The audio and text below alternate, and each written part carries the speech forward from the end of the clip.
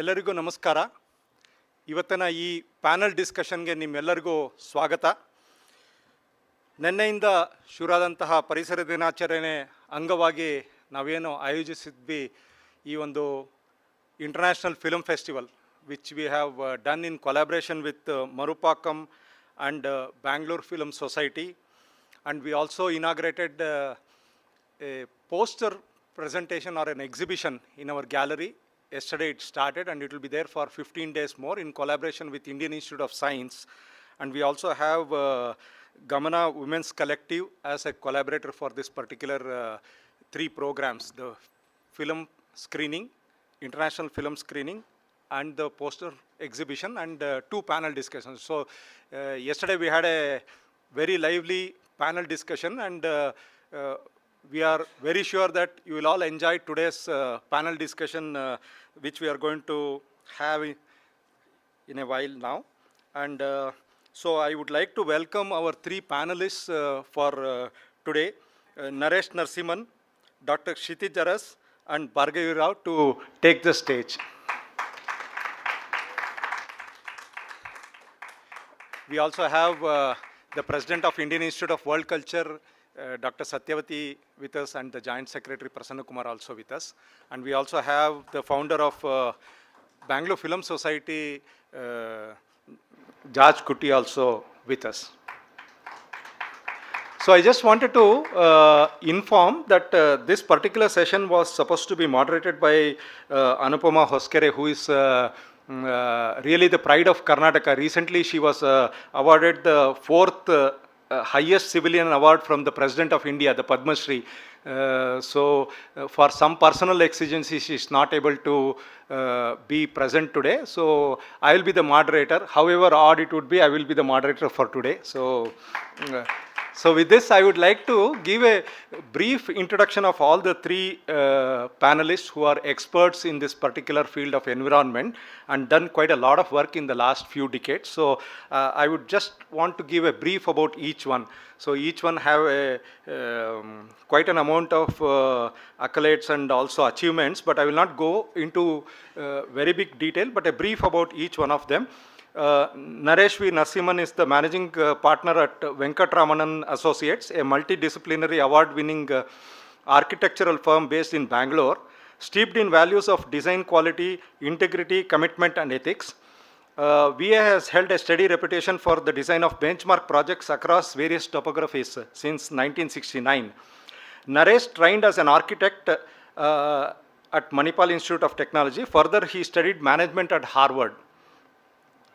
As co-founder of BATF, Bangalore Agenda Task Force, a planning coalition for the city, co-founder of MOD Institute, an international collective of urban designers, researchers and curators, and founder of NUMA Bangalore, a co-working space and business accelerator, Naresh has fueled a variety of progressive causes in the society.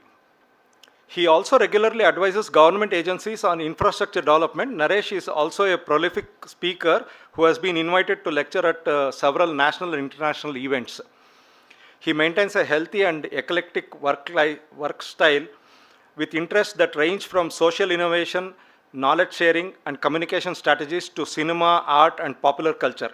He is the trustee of Suchitra Cinema and Cultural Academician. So with his interest in politics, governance, communication strategies to cinema, art, and popular culture, I think like with cinema and politics coming in, I think like he has covered most of the gambit in India. So a very warm welcome to Naresh Narasimhan for this particular panel.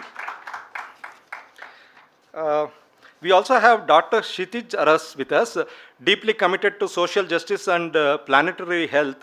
Dr. Kshithij has over 2 decades of leadership experience in building innovative and award-winning organizational initiatives to deepen democracy in the global south, with a particular focus on empowering subaltern communities, impacting poverty at scale, and in large-scale climate changes mitigating efforts. He works at the intersection between academic institutions, building, program implementation, and policy drafting in effecting systemic transformation.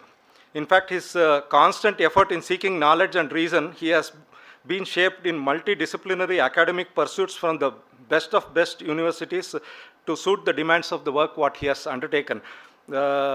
His qualification is he is an MBBS doctor from Bangalore University, a master's in science in development studies from London under a Norwegian scholarship, and a PhD on the impact of contemporary work sector reforms on democracy from the National Law School.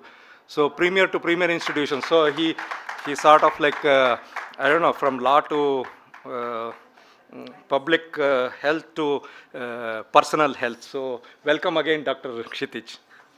And the third panelist whom we have is Bhargavi S. Rao. I don't know whether I want to call her like our own Baswangudi, Bangalore, Bhargavi S. Rao. So she has been brought up in Baswangudi, graduated in environmental science and is a botanist with a MPhil degree in aerobiological from biology from Bangalore University. She also has a postgraduate diploma in journalism. Her initial research experience was in the areas of microbiology and cell biology, and she has worked at the Microbiology and Cell Biology Department of the Indian Institute of Science, Bangalore. She has co-authored research papers in journals like The Current Science and Virology. She has also had teaching experience as a lecturer in botany and microbiology, and also as a teacher in geography and economics. Her interest in environment and social justice issues brought her to Environment Support Group, that is ESG, where she has led a wide variety of research and educational projects and campaign initiatives. Bhargavi has also been a guest faculty at the Simpsons Center for Humanities, Washington.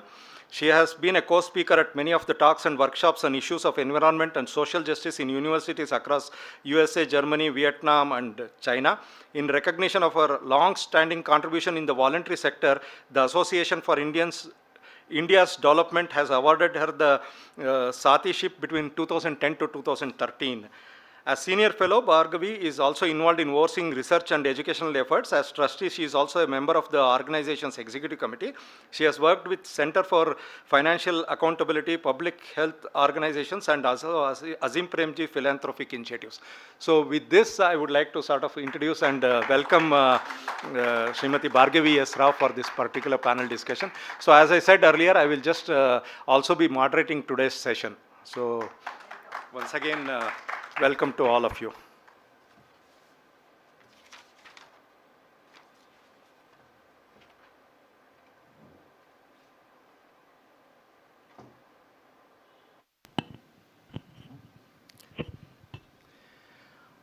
I think the next 60 minutes, I would like to propose that each one of them will make an initial impressions about their own journey and ideas about today's subject, that is next 25 years of Bengaluru policy and implementation. So I would like to start with Naresh Narasimhan. So over to you, sir, for the next 6-7 minutes to talk about your impressions. Yeah, you can.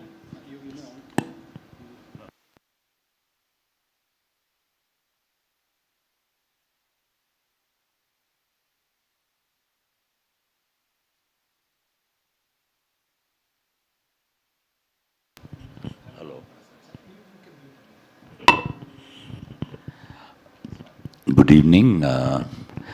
Thank you for inviting me to be a part of this panel today. What I thought I would do is just sort of frame my impressions about the city. I have been working with the city now for more than 25-30 years in multiple ways, and have realized some issues, particularly with respect to planning and particularly with respect to how the city has evolved over time. So I'll just spend about 5 minutes talking about it. It is strange that the word economy and the word ecology come from the same Greek root. Right? The word comes from the word Greek root, which means oikos, which means the home. So fundamentally it is clear that the home as an institution, more than even marriage or any work, is actually the fundamental building block of society itself, which also defines your personal life as well as influences what you do as a human being outside that sphere of the home in terms of work and relationship. So Bangalore over the period of time was distinctly recognizable as distinct neighborhoods But off late you have seen that every neighborhood in Bangalore looks like every other neighborhood except Basangudi. Basangudi still looks like Basangudi, which is why I always love coming here. So, many years back I told the government that, instead of doing all these new layouts endlessly on the edge of the city, they should make a rubber stamp of Basangudi's plan and just keep plonking it all around the city. So we would have had a city ringed by 20 Basangudis. I think it's a great plan because it allows for all communities to come together. It has space for recreation, which is all the communities come together in the Central Park, which is an interesting move. And many of you will not believe me when I say that the plan of Basangudi, the inspiration, is actually the Union Jack, the flag of the United Kingdom. And the central part where all the crosses meet is your beautiful square right opposite, right?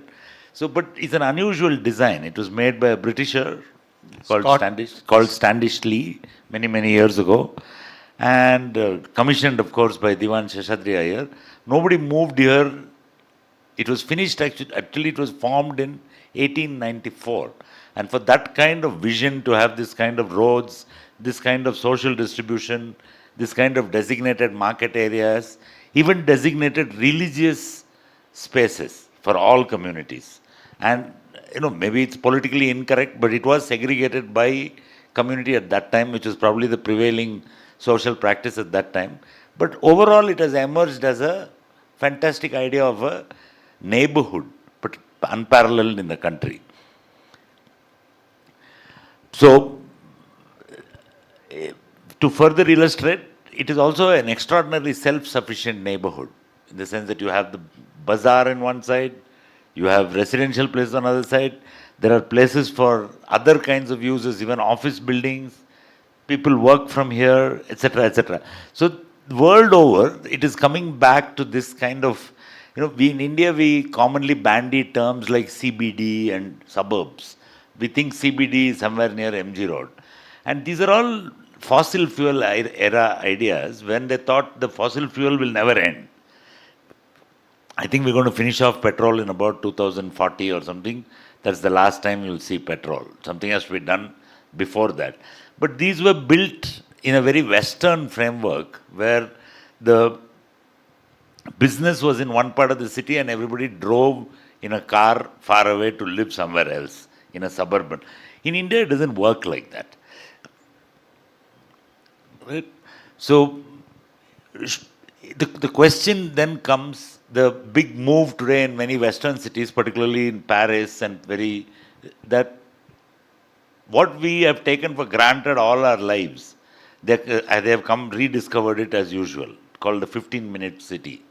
Like everything that you need in your life within, other than your work or vocation, should be within 15 minutes of where you live. Whether it's recreation, whether it's a school, whether it's healthcare, whether it is daily shopping, everything should be within a 15-minute walking radius of where you live. There are some critics of this also. It sounds like a great idea, and most of us actually have lives, at least the older Bangalore parts have lives which are roughly like that. Only nowadays you see children being bused to school in 1-hour rides and so on. So earlier we never used to have, everything used to be fairly easily accessible in the neighborhood. So from the first point that I made versus economy, is always the argument is between economy or ecology. But at the same time, we need to have, everything. This Bangalore is very diverse. It has a very ancient flower market. It also has, people don't realize that, the largest employer in Bangalore is not the IT industry, as commonly people think. It's actually the garment industry.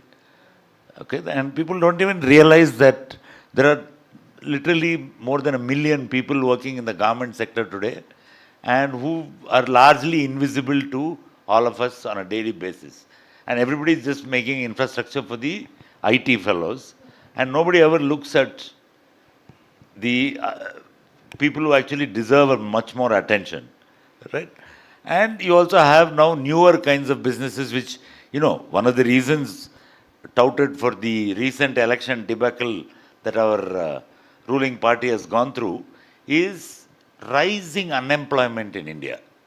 I don't know whether you all noticed one of the key causes of the change and the fairly polarizing messages, trying to divide society in order to rule them kind of messages that was coming out. These are the two main reasons, and it's true, and it's happening in our cities, and you can see it, and you will see that there is a there seem to be a lot of people hanging around. If you drive around the city in the daytime, there seems to be a lot of youth hanging around with nothing to do. They're just sitting around the place. And I think this is true. Maybe if you can see it in Bangalore itself, with such a high demand for employees, imagine what the situation must be in the rest of India. Right? We also need a sustainable vision for resource consumption, which I think Bhargavi will touch on in much more detail, that you cannot have one privileging the other. You cannot have an enormous amount of energy being eaten by the city. In some way, we have to learn to give it back. We tend to treat our hinterland as waste dumps. Whatever we don't want in the city, we throw it to the surrounding villages. All this cannot go on. We have to have some way in which a decentralized, neighborhood-driven and people-driven mandate is given to the government. The current governments of today assume that when they get a mandate, it is their power to do what they want. They don't realize that we gave them a mandate to do what we want. And I think the government needs us reminding every now and then that the mandate is not to do what you feel like. Now, look at the city. The city in the last 15 days of heavy rains has flooded considerably, right? And it has something like 500, 600 trees, maybe misplanted trees, wrong species, you can come up with any argument. But mostly have fallen down because of poor maintenance and, cutting off their roots for no reason and so on. What is the government's response to that? They want to build a tunnel road from Electronic City to airport so that the IT guys can go and catch the plane even faster. There seems to be a dissonance between what the people really need and what the government thinks the people need or what they need. I'm not sure what is the exact this thing. We have it in our culture. All our traditional paintings, our patachitras, you look at anything of our culture, you will always find that human beings living harmoniously with the nature is a continuously recurring theme in all our cultural artifacts. And if you take what I do for a living, the Vastu Purusha Mandala is a demon who must be appeased before it's a demigod actually, who must be appeased before we build any building. And our philosophy, instead of looking at Western frameworks on what the city should be, our philosophy in India has been that the world is composed of 5 elements. I will add a 6th one in India because the one element that we don't have a problem with is the last one, which is ether or akasha, which is broadband. Broadband and Wi-Fi is an actual invisible power, unlike our religious institutions. This is an actual invisible power which is of some use to all of us. So that works in India. And I want to replace ether with mobility, the ability to get across the city in a sustainable, quick way without wasting time. Right? So, Bangalore, I'm just coming to the end of my talk. I'm going to say what needs to be done. Bangalore has a plethora of planning agencies. There is a BBMP, there is a BDA, there is a KIDB, then there is a Bangalore International Airport Planning Authority, there is a Nandi Authority. Nobody talks to each other, and each one has made a master plan by themselves. There is a master planner called BMRDA, which you may not be aware of, set up in the late 80s by Ramakrishna Hegde, called the Bangalore Metropolitan. It's no longer enough to look at Bangalore city as by itself. Even the BDA has outgrown its limits. You need to look at a massive macroeconomic region of about 8,000 kilometers, and in which all the satellite towns are also integrated, and come up with a smarter vision. To the master plan has become a farce. The Bangalore currently does not have a master plan. It just 2015 it expired. It is 2020, 10 years now. They keep extending it, but that plan has no connection with reality at all. And maybe I started questioning, do we need a master plan at all? Or do we need a service plan? This master itself sounds slightly hegemonic. So we need a service plan instead. 3, the BDA has become incorrigible and cannot function anymore. And you cannot have a single agency which acquires land, plans land, sells land, and also makes luxury villas. So they're like a real estate developer on one end and a social housing provider on the other. The two goals are completely incompatible. So the planning must become only one authority in the city, which is the Bangalore Metropolitan, under the auspices of something called the Metropolitan Planning Committee, according to the 74th Amendment. I'm sure my co-panelists will talk more about that, of the Constitution. Lastly, we need to set up evaluation metrics. There's no point saying great vision, we want a nice life, we want, making all these motherhood type of statements. It sounds good to hear, but how do you actually create that? And for that, we have the answer. We have something called the SDG goals, the Sustainable Development Goals, which all, including India, is a signatory to. And if you connect the original Panchabhutas or Panchatattwas to the SDG goals, it's almost a one-on-one mapping. And if you can say air quality in Bangalore must be this, water quality must be this, the mobility quality must be this. So any new project proposed in the city, if they are evaluated against a metric, and if it does not pass the metric, the project cannot be done. This tunnel road is a classic example, which is happening now. Completely unsustainable. Right? So I'll stop here. Thank you very much. I hope there was just a brief introduction. We'll elaborate more as we go along. Thanks, Naresh. So we move on to Dr. Kshithij. He's a medical doctor. So my question before he gives his impression is it life or livelihood?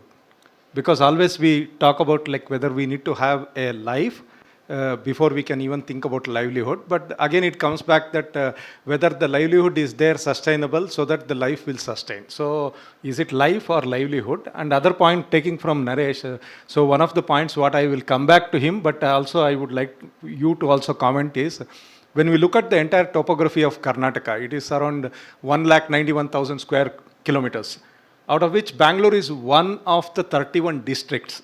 And Bangalore is 0.5% area. It is 740 square kilometers. He already told like it has to be increased or something like that. But 22 to 25% of Karnataka population stays in 0.5% of the area of Karnataka. So is it life or livelihood? And is it population control or is it boom? Is it like, again, jobs, or is it garment workers like doing it here rather nearer to the field? So over to you, doctor. Can I speak from that? Oh yeah, you can. So is this on? Yeah, you can. Okay, so I thought I'll make some points around climate change and the city of Bangalore. So if we are to talk about Bangalore in the next 25 years, you may even want to start with the question whether Bangalore is going to exist the next 25 years. Not because of the mess that we made out of it, but also because of climate change reality. Yeah. So I've been teaching climate change at the National Law School. It's a unique course because we are looking at climate science on one side. And we are also looking at the difficulty of making public policies in the era of climate change. And so it's an interesting course. So I thought I should bring about 3 or 4 points to the fore before we actually start the discussion as such. The first is exactly what you mentioned, Venkatesh. Cities occupy, I'm sure you know, about 3% of the land mass in the entire planet. About 3%. And they emit about 75% of greenhouse gases. This is a reality. Now, it very clearly reflects a very skewed life choices of urban dwellers compared to the rest. There are no, I mean, the cities of the world don't add up to 75% of the population. No. So it's not equity as such emissions are concerned. It's a very skewed life choices that urban dwellers do. On the other side, it's also an issue of social justice. Why should non-city dwellers, people who are outside the city or in hinterlands, who have no say whatsoever in terms of the emissions that they generate, have to suffer for the emissions that the city dwellers do? So it's an issue of social justice very, very clearly. How do we address it is the question. Now, I don't want us, the three of us here, to arrogate to ourselves, and I mean, none of us here would say, counter me in this particular point. We cannot arrogate to ourselves detailed plans for the next 25 years. We can only create a framework around which we can make a plan. And this planning process itself has to be participatory in nature, not just having the urban dwellers, because we know the culprits very, very clearly. Now, the second point that I wanted to make was on our conventional understanding of conservation. Now, it requires a radical redefinition in the age of climate change. And you know that the age of climate change is also called the Anthropocene. Anthropocene is because this era is being defined by human lifestyle. So it's human impact on the planet. That era is called the Anthropocene. Now, in the Anthropocene, have the same definition of conservation? And what is the difference between our understanding of environment, and will that hold good in the climate change era? That's a question.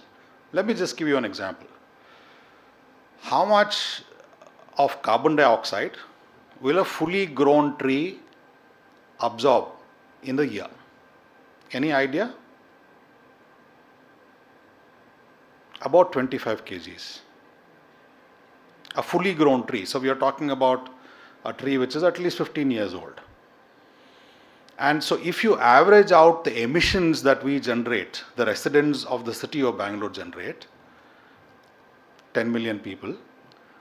Now, 10 million people in each emitting about 1 ton of greenhouse gases in the year, you would require about 40 trees for every individual. So if there are 10 million people in Bangalore, you would require about 400 million trees to sequester the carbon that we emit. Please understand this, please understand the seriousness of it. Why do I say it? I say it because climate projections are very stark. And we saw, and it has also become a meme and a topic for stand-up comedians to use. And so there was this comedian from Chennai who was saying, I shifted from Chennai to Bangalore 7 years ago. And then the next sentence would be the pun. He says, I shifted from Chennai to Bangalore because Chennai was too hot and there was no water there. Yeah? The same thing has happened here in Bangalore today. So this is just, as you say, the prelude. The projections are very stark. And there are 11 tipping points that were identified almost 10 years ago. Now there are 18 climate tipping points on the planet. And the Indian summer and the Indian monsoon are one among those 11 tipping points that were identified. What does it mean? It means there erraticity. And they also say that the worst case scenario, there are many projections that you plot on a graph. The worst case scenario, the Indian peninsula can become uninhabitable. So we are not talking about whether trees will survive, animals, no one can survive. And you are seeing what's happening in Delhi, but they're saying it goes from the south. So how do we understand conservation in the context of climate change? We need trees, but we cannot just rely on trees anymore. We need to do much more. Trees plus. What is that? Part of the plan. Right? The third point is about emissions and sinks. there are sinks and emissions. Carbon sinks, which activities would put carbon back into the soil. It has to be in the soil. It has to also be in the air, but not beyond a certain point. But it's called part per million. Now we have exceeded that, so we need to grab a lot of carbon and put it back in the soil. So what are the emissions and sinks, and whether our planning, whether our programs, even relating to the balance that is required between emissions and sinks. Let's just talk about a couple of examples, right? So every planning that we do, including the master plan or the not requiring a master plan, Naresh was suggesting that we could probably have three years vision rather than a master plan of about 25 years. Of course, we need an understanding of what we are going to be in the next 25 years, but planning which are much more short term. Every activity that we do should be based on this understanding of emissions on one side and sinks on the other.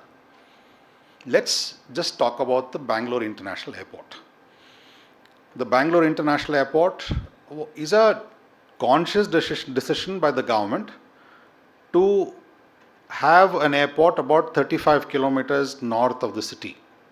And between the margins of the city and the airport, there was nothing when it was thought about, and it was inaugurated in 2008. So how will plotting an international airport 35 kilometers from the margins from the city impact emissions versus sinks? I will not even go to the topography that has changed between the margins of the city and the airport from 2008. What is 2008? 15 years ago. And look at the difference in the topography from Hebal to the airport. And can you audit the emission and the sink? The sinks have been destroyed, emission sources have increased significantly.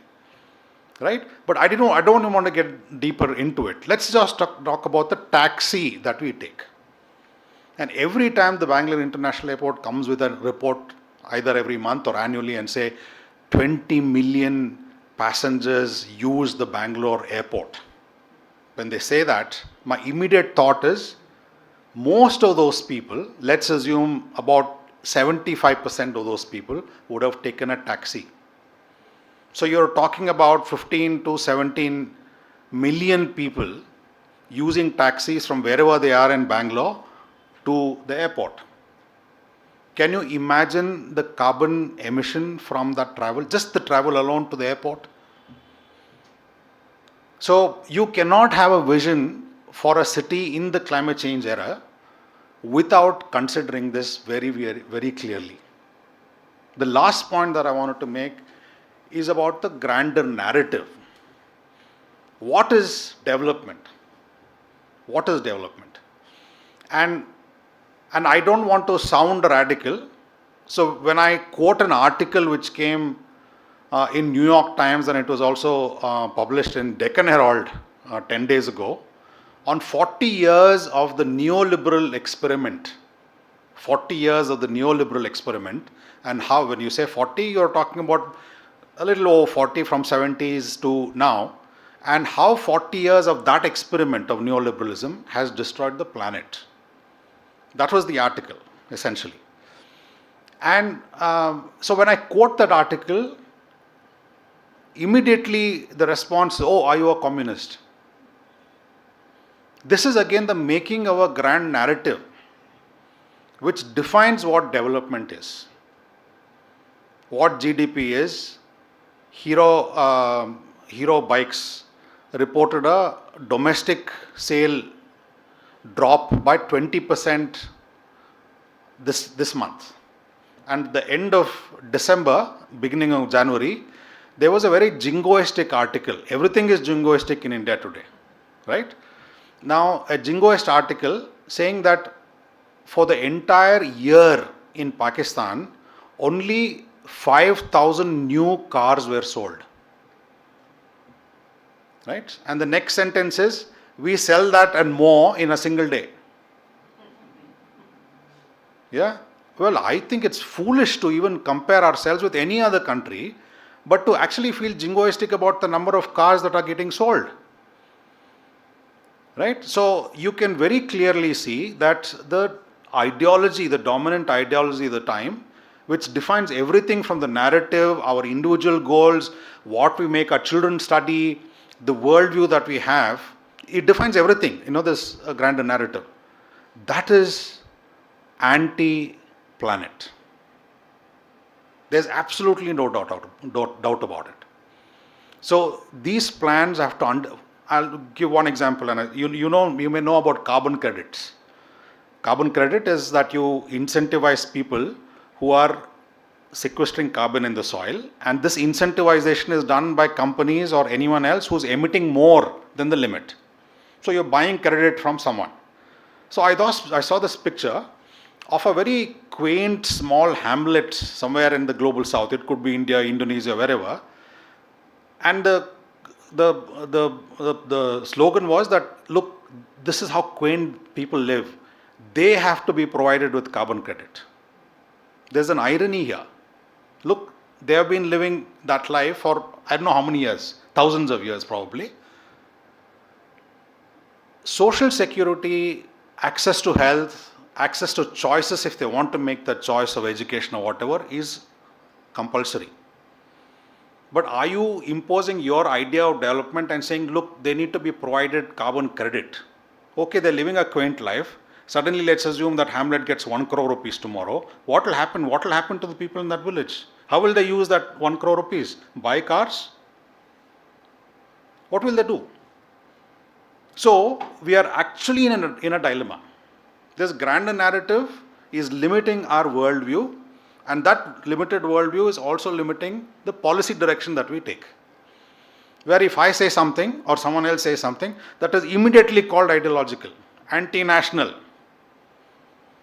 Please understand that we are waiting for monsoon, and the clouds that bring monsoon rains to the tip of Kerala are formed over the Amazon 13,000 miles away.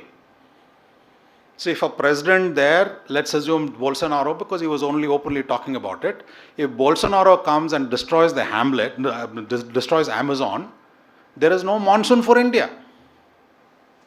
So should we not be concerned about what's happening in Amazon? Where is the Indianness there? There's no Indianness there. Indianness in that concept is about thinking about the world, thinking about what's happening around the world. So this grander narrative is limiting our thoughts. So all that we can do is to create a framework of how our wants and needs are prioritized. Our needs have to be prioritized. Our wants have to be curtailed. And governments of the day can do it. Can do it. If I take out the car from the house, I can be taxed. And you keep taxing them to that extent, they're saying, look, I don't want to go in the car, I'll take a bus. It's possible. So needs have to be prioritized and wants have to be curtailed. So this is a certain framework that we can put when we think of a Bangalore or any other metropolitan cities going forward. Thank you. So, thanks, Doctor, for that climate change, Amazon, Anthropocene. In fact, tomorrow morning we are having a movie on Anthropocene that is called as Submerged. And Anthropocene is the place wherein the water actually eats away the island itself. So we had one yesterday from one island to another. So that is called as Anthropocene. So he was talking about the amount of carbon emission which is happening because of BIC or Bangalore International Center, which is some 30 kilometers away, and how it affects, and it's one planet and narratives. And you are also talking about increasing the tax, but we are in an era of freebies. So freebies actually rules every state. It's not specific to India, but all over the world they do that. I differ in that, but I'll take that up later. Yeah, so we'll come back to that. So while we are discussing that, and he brought out the global thing, one point I just wanted to, which I sort of got my attention to, is that USA is less than 5% of the global population, and they consume 29% of the world resources. So it's a connected world. So I take your point. So I move on to Bhargavi Rao, and where Dr. Kshithij left. So development at what cost? So is it development and status quo, and you being at the forefront of policy and also legal frameworks and things like that? So what is your take on development, and is it status quo, and how do we sort of balance both, and your first impressions? Thank you. Namaskara, Elarigo. It feels very nice to be back in Baswangudi, sitting in World Culture. We had screened some films way back in 2003 and 4 in the same hall. Of course, it was not so fancy at that time. I have very fond memories of Baswangudi because while my grandmother lived in Baswangudi, I grew up in Wilson Gardens, which is like bordering this place. So you still miss the old auditorium hall or the current one? The old one did have its own charm, yes. Okay. So going back to some of the sweet memories was, yes, as Naresh described, it's one of the most well thought out neighborhoods, and it would have been really good had the rest of Bangalore just taken up this plan. But again, he did already touch upon, the multiple planning agencies and the mess they have made of Bangalore. Something that I hold very dear to Baswangudi is on Bull Temple Road was this industry called Nippon Electronics. And my favorite game in my grandmother's house was, we would say, Karmikar Atadana. So every now and then there would be a protest, and the protest would go in front of my grandmother's house with all the placards and posters and everything. And they would, the only word that we children caught was Karmikarike Dikkara. What is that? No, Karmikarige Jayavagali, for somebody else, Dikkara. Yeah, so that was the game we played, and we used to break all the hibiscus branches, and my grandmother would be so upset. So that was something that I held on to for a very long time in my life, and it was pretty inspiring to play that game and later on also be part of many protests in Bangalore. Talking about Bangalore itself, I think, it's a city that is very famous for all its science and technology. The IISc was set up way back in 1907 or 8, and soon after that, many other institutions. And that was what laid the foundation to the public sector units, and later on the electronics, and then the software, and today it's the ITBT. What appalls me is, how did we get everything else wrong? We have messed up our waste management system. We have messed up our water systems. We have messed up our energy consumption systems and from where we get our energies. We've messed up our homes. Again, the first slide that Naresh showed about, the home. From having beautiful homes in Bangalore, today we all live in pigeonholes. I myself have moved from an independent house all my life to the last almost 26 years now. I live in an apartment. I really miss those old homes, which used to have its own composting unit. Despite how small the plot was, we all had composting pits at the back. We were very conscious of how much we bought, how much we threw out. I still remember my grandparents folding up all the newspapers in which the groceries came, and all the threads, the jute threads that they would roll up and keep, which would be of use at some. That practice is completely gone.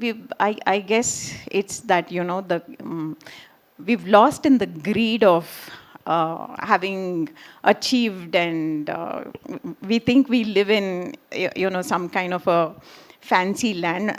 We do have that arrogance that we are from Bangalore and we can live a certain kind of life and a certain quality of life that we took for granted for a very long time.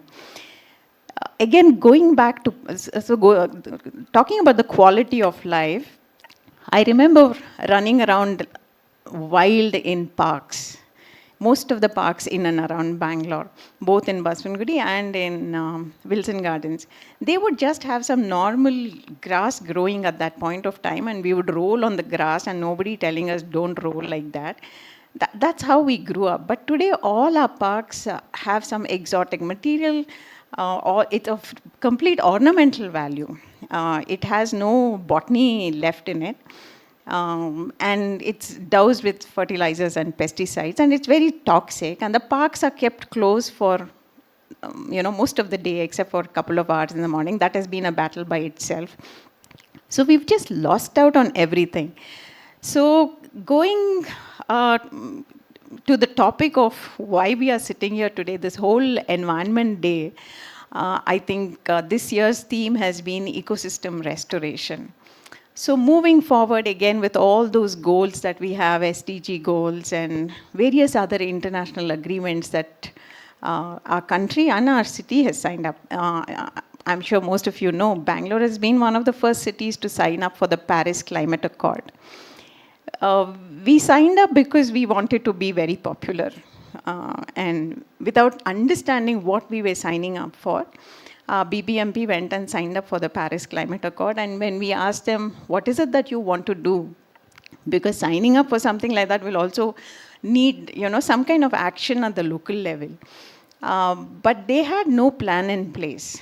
And that was when we started this conversation of the climate action plan, asking every department, what is it that you want to do in Bangalore? Are you going to cut the traffic down? Are you going to lay down standards for emissions? Are you going to ask all the buildings to be retrofitted? Are you really going to impose the rainwater harvesting plan for all the homes? But none of the departments had any plan in place. And we did a series of webinars. It's on the EST India website. I would urge all of you all to go through it. And following all of that, last year we had a guest from North India. His name is Tikender Panwar. And he was visiting us, and we had a group of students presenting their internship work. They did something on climate change in the city of Bangalore, and we pushed them to go into the various departments, find out what each of the department was doing as a continuation of our webinars that we were doing. And they said everything goes back to one person called Mr. Nagesh, who sits in BBMP. The problem begins and ends at Mr. Nagesh. And he wrote an article in Deccan Herald, and if you just, Google search, you'll be able to find this article. It's very funny at the end of the day, but that is what it is. So again there, as a city with all the science and technology, we don't have a plan in place. Our climate action plan, our disaster management action plan, or the flood plan, hundreds of plans are there, hundreds of laws, but nothing is in place. And again, thinking about laws itself, I would like to close with this one point. India got its environmental laws only after the Bhopal gas tragedy. It was not a tragedy, it's the world's worst crime. So it was only after that. It's 38 years, and these laws have only seen dilutions. Dilutions at every level where public can't participate, information is not accessible, and if you demand and fight, you're behind bars, you say something about it, you are jailed. So we live in that kind of world. And talking about courts, yes, the courts have given few judgments which have been good, but largely the judiciary is way behind. And as an organization, we've done so much to bridge the gap between science and law. Again, the unfortunate thing in our country, those of us who do science don't understand humanities and law, and those of us who do humanities and law don't understand science. So it is so difficult to prove in the court that the water that the people in a landfill area are drinking is contaminated, and what is the meaning of high mercury in it? What is the meaning of high cadmium in it? What does it mean if you say there's high E. coli in the water? What does it translate to? So the court asks for evidence, proof. How much can you go on giving them to say that it is this water that is causing all the diseases for the landfill community? So that is a very sad thing. And I think moving forward, if we really have to think forward, we all have to think of a different kind of law. So across the world today, there are conversations about earth-centric laws, earth laws. So I was in Lal Bagh the other day. I was just wondering from this earth law perspective, if Lal Bagh had to argue itself, if Lal Bagh had a person who'd like our rivers Ganga and Yamuna, if Lal Bagh had to argue itself for its survival over the next 50 years. I have grown up in Lal Bagh. The only place my parents ever took me every Sunday was Lal Bagh. I knew every tree, every corner, every little thing in Lal Bagh. And even today, if you play a hide and seek there, I can find you. I know Lal Bagh so well. So I was there, and that's one of my favorite places to go to.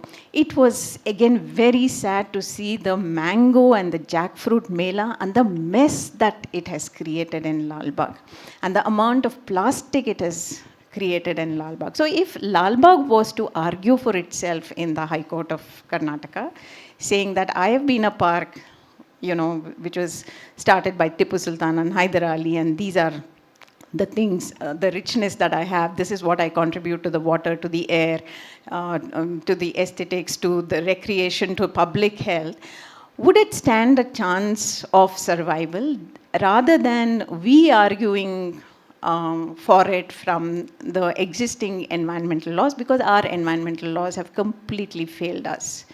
I will stop there. Thank you. So, thank you, Bhargavi. So, you spoke about the dysfunctional courts, dysfunctional homes, waste management is being down the drain. So, quite a lot of dysfunctional things, and how do we get over that? And even when you spoke about homes, one of the biggest things what comes to everybody's attention is that there is no rules which the BBMP enforces. While there are rules, but I don't know. So I would like to put the tough questions to Naresh. So what about the setbacks, what you propose to all your clients? And how do we sort of decongestize that and also put in some greeneries around the house? I didn't understand the question. So we spoke about the rules and the implementation of it. So the point was that when we see any building or any individual houses, the setbacks are something which none of us do. And that contributes in a sense that we don't have a unit level greenery which sort of sustains and helps us. So given this, how do you foresee the next 25 years of Bangalore and how to get there, or like how do we do that? Being an... See, with bylaws, what are called bylaws of the city, which govern how much setbacks are there and what kind of urban development has to take place, it's not only a government which has to make the rules. And if you keep blaming the government for not enforcing the rules, we are completely undermining the process of community engagement. What has happened to our sense of community that we are, like Bhargavi pointed out, destroying our own, is like sitting on a tree branch and cutting it with a saw, when you're sitting on the branch. Don't you think that the people of the state, the people of our country, the people of our city also have a responsibility to you need some kind of civic literacy to live in the city. Many people have come here, the population has doubled in less than 15 years. From 2009 to now, I think the population has gone to close to 1.3 crore. 2011 it was 56 lakhs and now it is 1.3 crore or something. So it has gone completely haywire. And a lot of the people coming in from other places, they don't have any identity with the city, they have no connection with the city. And also there is an enormous pressure within the city now to sort of, maximize whatever resource they have. Because the government is not enforcing anything, right? The only enforcement I see in our field is now Vastu. Nobody will break Vastu for some weird reason. So you need a self-enforcing bylaw in the city. This idea of a command and control logic where BBMP will come and do something, people are not willing to listen. But how do we change the mindset? How do we make the transition for the next 25 years? We have to come up with a new way of making the law itself. So I can go right up to the top and say that, there is something called the 74th Amendment and the 75th Amendment to the Constitution of India, which says that there has to be a public process of running the city, on top of which something called the Metropolitan Planning Committee, which comprises of government, civil society and professionals, have to come together to decide how to do this. The government, it has actually, by law, we actually went in contempt of the law by not forming it. This committee was actually formed 5 years ago. It has had one meeting till today, which was just to welcome everybody, give everybody bouquets and send them back home. Right? So that's all has happened. So unless the rot starts from there, if the governance model of the city is not fixed, worrying about setbacks that people leave or whether they're planting nice trees there is the other end of the problem. That cannot be fixed unless the top level changes are made to. The other point that Kshithij brought out about lip service to climate change. We keep, SDG goal, we will do this, we will do that. On the ground, you see nothing. No, because Dr. Kshithij brought about a point that how much of carbon dioxide is, or how many trees are required to see that the carbon dioxide gets nullified. So once the setbacks are there and trees are there at the unit level, maybe one of the things. I agree, but there are many more large-scale open spaces in the city which are crying to be looked after, which actually contribute. Don't tell loudly. Some politician may be hearing. Open spaces, free open spaces. No, I mean, look at this. Bhargavi also pointed out how much we all have a lot of personal memories of this city. It's just like Lal Bagh, I know Kaban Park. Every little, we can play hide and seek there if you like. You can't hide there. I know every single bit of it. When was Kaban Park made?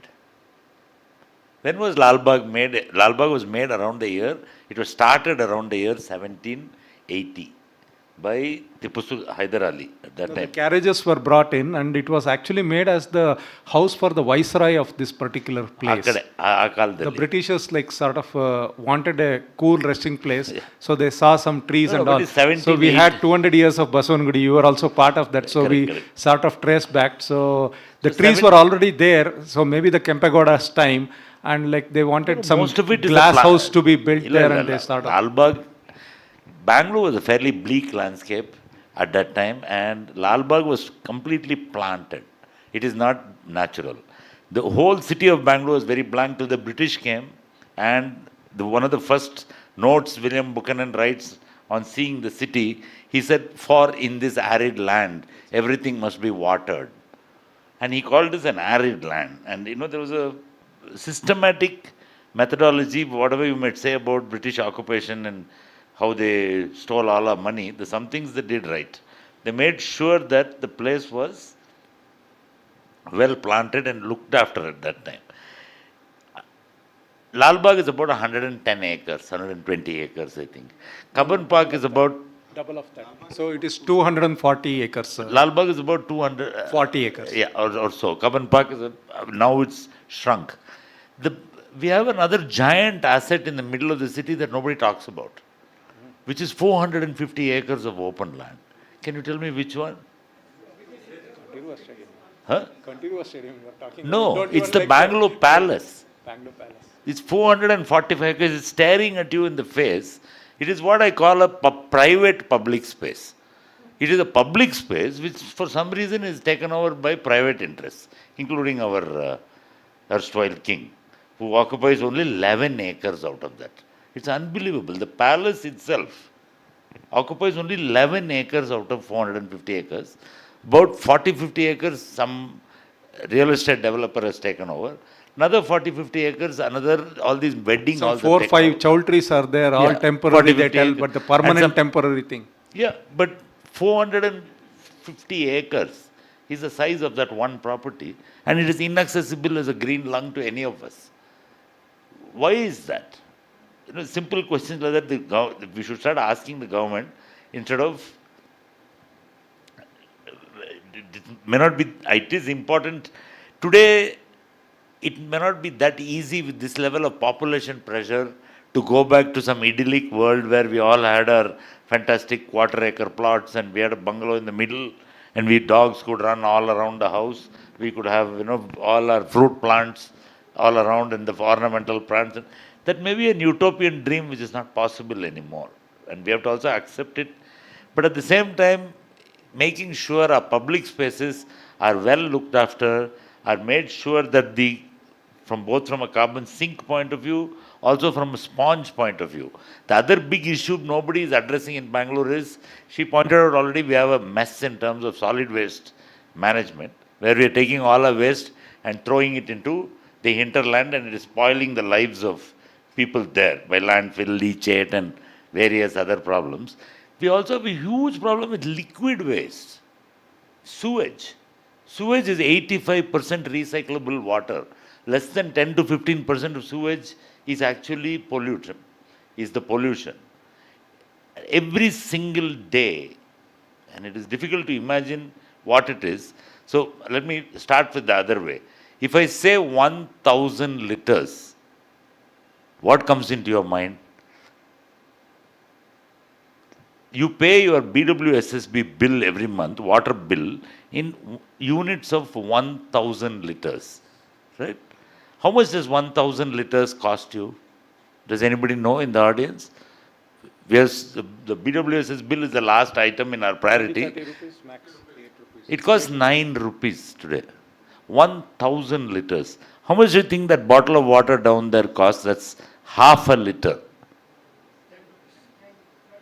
Yeah. So half a liter of bottled water is equal to 1,000 liters coming out of your tap. Can you see there's something wrong here? We are also subsidizing water to an unnecessary level, and which is causing profligate use. And every single day, 1,700 million liters. And 1,000 liters of water occupies 1 meter by 1 meter by 1 meter, a cube. And 70% of Bangalore water comes from 130 kilometers away. Absolutely. So the Kabini it costs us 40 crores every month as an electricity bill. The BWSSB has to pay to BESCOM just to bring water to us. 30-40% of that water goes waste by leakage. Borewells are extracting another 500-600 liters every day. And we are struggling with liquid waste. We are polluting all our downstream lakes, and finally we are also sending it to Tamil Nadu and polluting them also, all the way down to the sea. So at what point do you balance, to come back to my first point, at what point do you balance ecology and economic? If you keep saying economic growth, without that all of us are finished, is one argument. And the other argument is, without an ecology, what's the point of having money in the first place? Well, how will you enjoy it? Finding this tightrope kind of balance in the city seems to be an endless pursuit. But we will not give up that easily. It's possible to other cities in the world, particularly in the global south. And I don't know whether all of you are familiar with the term global south. See, we are used to framing our development and our cities and our communities in an east versus west logic, right? We say the developed west. The words that are used itself is based on longitude. It's a longitude expression. So we assume that people who are on the west to us, for instance, India does not call the Middle East the Middle East. Indian foreign policy refers to the Middle East as West Asia. And we have to have a more Indian point of view when it comes to looking at. So if you look at instead at cities on the same latitude throughout the world, in a band of latitude, you will find that other than differences in elevation and differences in location, the social issues across these cities are roughly the same. Recently, I don't know, in the current election euphoria, I do not know whether you noticed, but Mexico, if you dig a hole in Bangalore, right where you're sitting, where do you think you will come out on the other side? As in, see, we roughly know where London is. All of us have a mental idea, Singapore, and southeast Maybe Mexico, because it will come out a few kilometers outside Mexico. it is 12 hours for the entire circumference. So it has to be. But if you look at Mexico, mid-US. if you take pictures of Mexico City, it looks like Malleshwaram and Basangudi. I mean, just study it. You'll find cities with roughly the same kind of if you correct for altitude and for location, you will find that urban development across the world is a function of latitude. And the term global south that he uses is that the north of anything north of the equator has dominated our civilization for quite a long time now, from a colonial perspective, and the global south denotes that. We have to learn now lessons and analogies from cities which are similar to us in the global south, rather than endlessly looking for validation from the global north. So, Dr. Kshithij spoke about global south, and one of my question is that whether Bangalore is the global south of Karnataka. I will just bring out these statistics that Bangalore has 20% or maybe roughly around 24% of the population, somewhere like of Karnataka. Somewhere the representation is only 9% or 10% in terms of the 224 public representatives, the MLAs who are there. So maybe is that one of the things that it will not get undue attention, Bangalore, because it is underrepresented in the whole scheme of assembly? We should ask the MPs that get elected from Bangalore whether they go and talk about Bangalore's issues in Delhi. No, Bangalore by the localites, like we have to frame our own laws. So when we are talking about 25 years of Bangalore, it's the people like this 1.2 crores. So however they may have come in like from other parts of Karnataka or from even outside the state, that's not going to go away, because when you have garment industries here, when the cotton comes right from Gulbarga, Bidar or somewhere like that, and we have textile workers like 10 lakhs what Naresh was talking about. So how do we make this type of geopolitical changes for Bangalore to get its attention so that we govern ourselves better? Yeah, no, I think, I respect the constitutional right to movement. So I really don't have any qualms or problems with a Bihari or whoever it is. No, I think nobody will have. Let me just finish this, because there are also these which will come.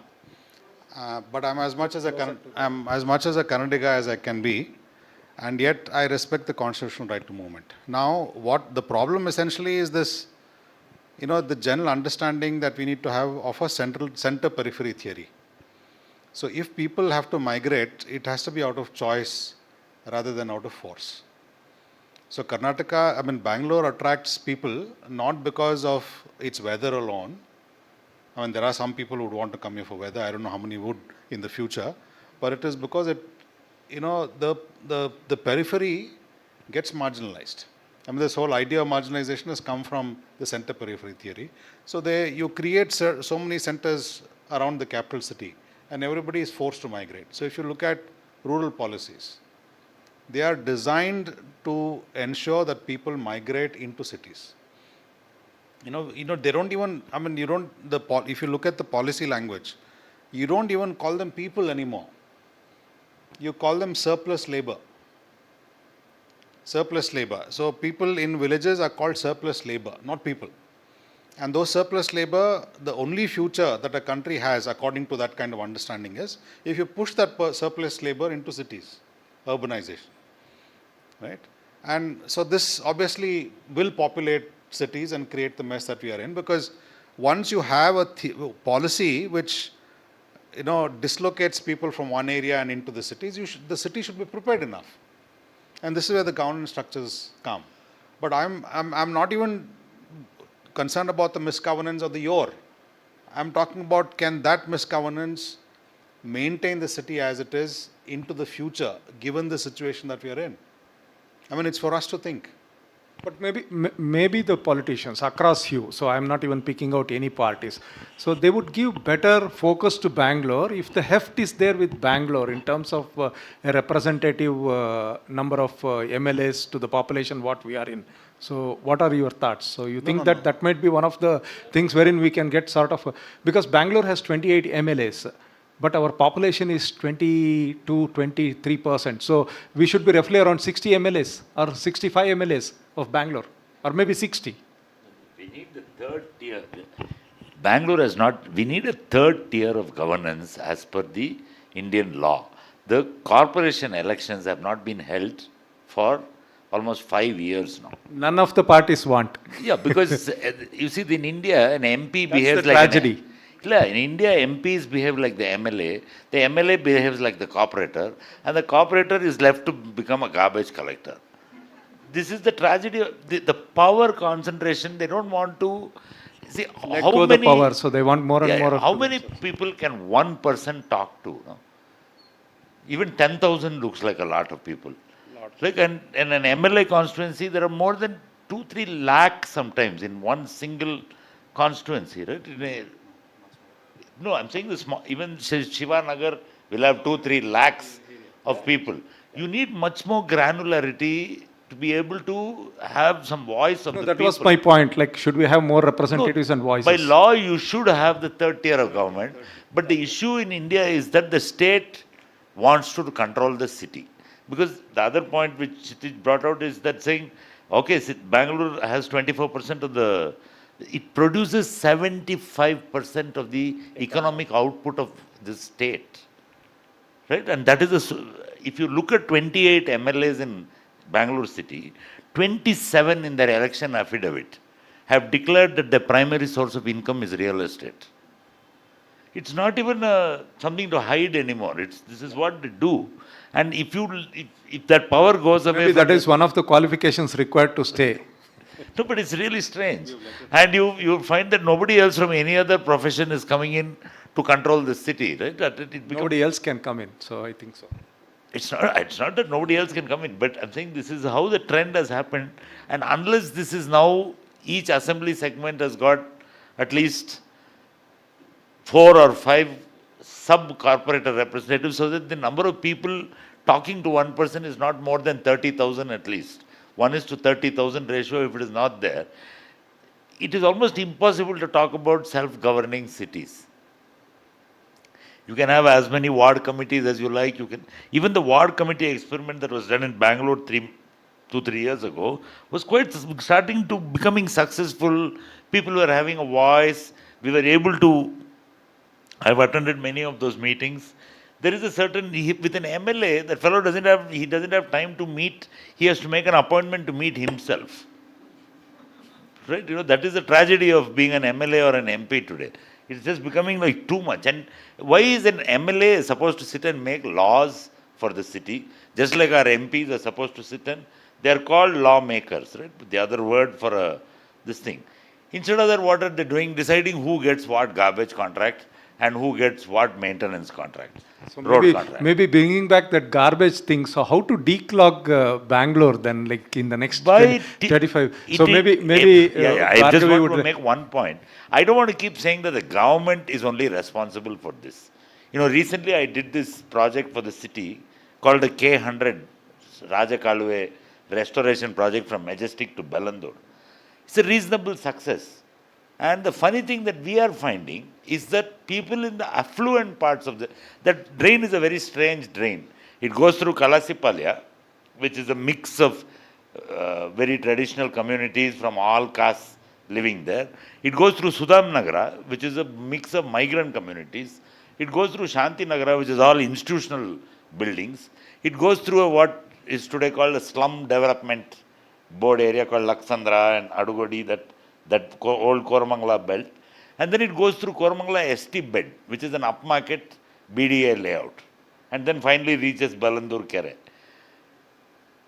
Contrary to what you might think, by doing a very good quality, making that, I'm not trying to make the drain look like Amsterdam. That's what people think it's going to become, but it's not. How to just make it a good quality by trusting people not to spoil it if I make something nice, was the philosophy. Kalasipalya behaves itself extremely well because they have understood now that the moment cleanliness comes, properties which were 3,000 rupees a square foot in Bangalore, which is unheard of, that's all it is, next to the drain, right? Because it stinks to high heaven, it's full of garbage and sewage. The property value has gone to 10,000 rupees a square foot in 2 years. They have understood now there's a connection between economics and cleanliness and keeping the area clean. The people who are throwing garbage is the affluent area into the drain, straight, even now. And they argue with me saying, ಅದು ಮೋರಿ ಅದು, ನೀವು ಯಾಕೆ ನನಗೆ ಬಂದು ಹೇಳ್ತೀರಾ ಅಂತ. You tell the fellow, no man, it is a water canal, it is not meant for you to throw trash, please don't do that. So the point I'm making is, the people of the city, if you want to live in a city, has to have civic literacy, and I'm looking really for help from other, I'm not an expert in that, in social change and social design. So we have one I'll there, ask so you, how would you change an entire set of people to avoid this tragedy of the commons? Yeah, so, this was an effort which ESG had been involved in since 1999. We worked with the Paurakarmikas here in Baswangudi ward number 55 and 56, I think. And it was a capacity building program, and at the end of it, we made a very interesting film. It's called Nagara Nirmalya. And it is still on the BBMP website, and even if you Google it, you will find it. The film starts with the Paurakarmika picking up waste, and at the end of it, she's the one giving the message to the people of her neighborhood as to how to segregate waste. The film was made like that because it also showed the kind of challenges Paurakarmikas were facing in a neighborhood like Baswangudi, where caste played such a huge role. They wouldn't touch her, they wouldn't give her a glass of water. In many areas, they would throw the garbage package from the first floor for her to, catch it. And they've told us, stories of how they have fought with the residents, saying that I'm not here to play ball with you. Come down and give your, garbage package. So I think as a society, we have become very lazy. It was again, maybe I can blame the city municipality for it, because this whole concept of I'll come to your house and collect your garbage was something that started probably mid-60s, 70s, correct me if I'm wrong, because I remember that there was nobody collecting waste when in the house that I grew up in. It was only much later that waste started there getting used to collected. be a cement ring which you remember, like it used to be a 3 feet one at the end of the road, and That was much later. Even before that, like I said, we used to have a compost pit in our backyard. So there was zero waste actually going out of my house. Every vegetable peel, flowers from the puja room, everything would get composted. Newspapers would get refolded and resold to the raddiwala. The jute threads would, be reused again. And there was hardly any plastic, yes. And then once plastic came in, everything changed for us. But it was also at that time that the city municipality said, we'll collect your waste for you. So it stopped us from thinking what's going to happen to our waste. So the minute the waste leaves your house, we are all very happy and we forget about it. So there are organizations today doing the waste trail and, find my waste and things like that. That is helping to some extent, raise awareness. But we've all got very comfortable not engaging with the issue of waste, water. How many of us even think of rainwater harvesting? We all know that less than 12% of the homes have install the rainwater harvesting.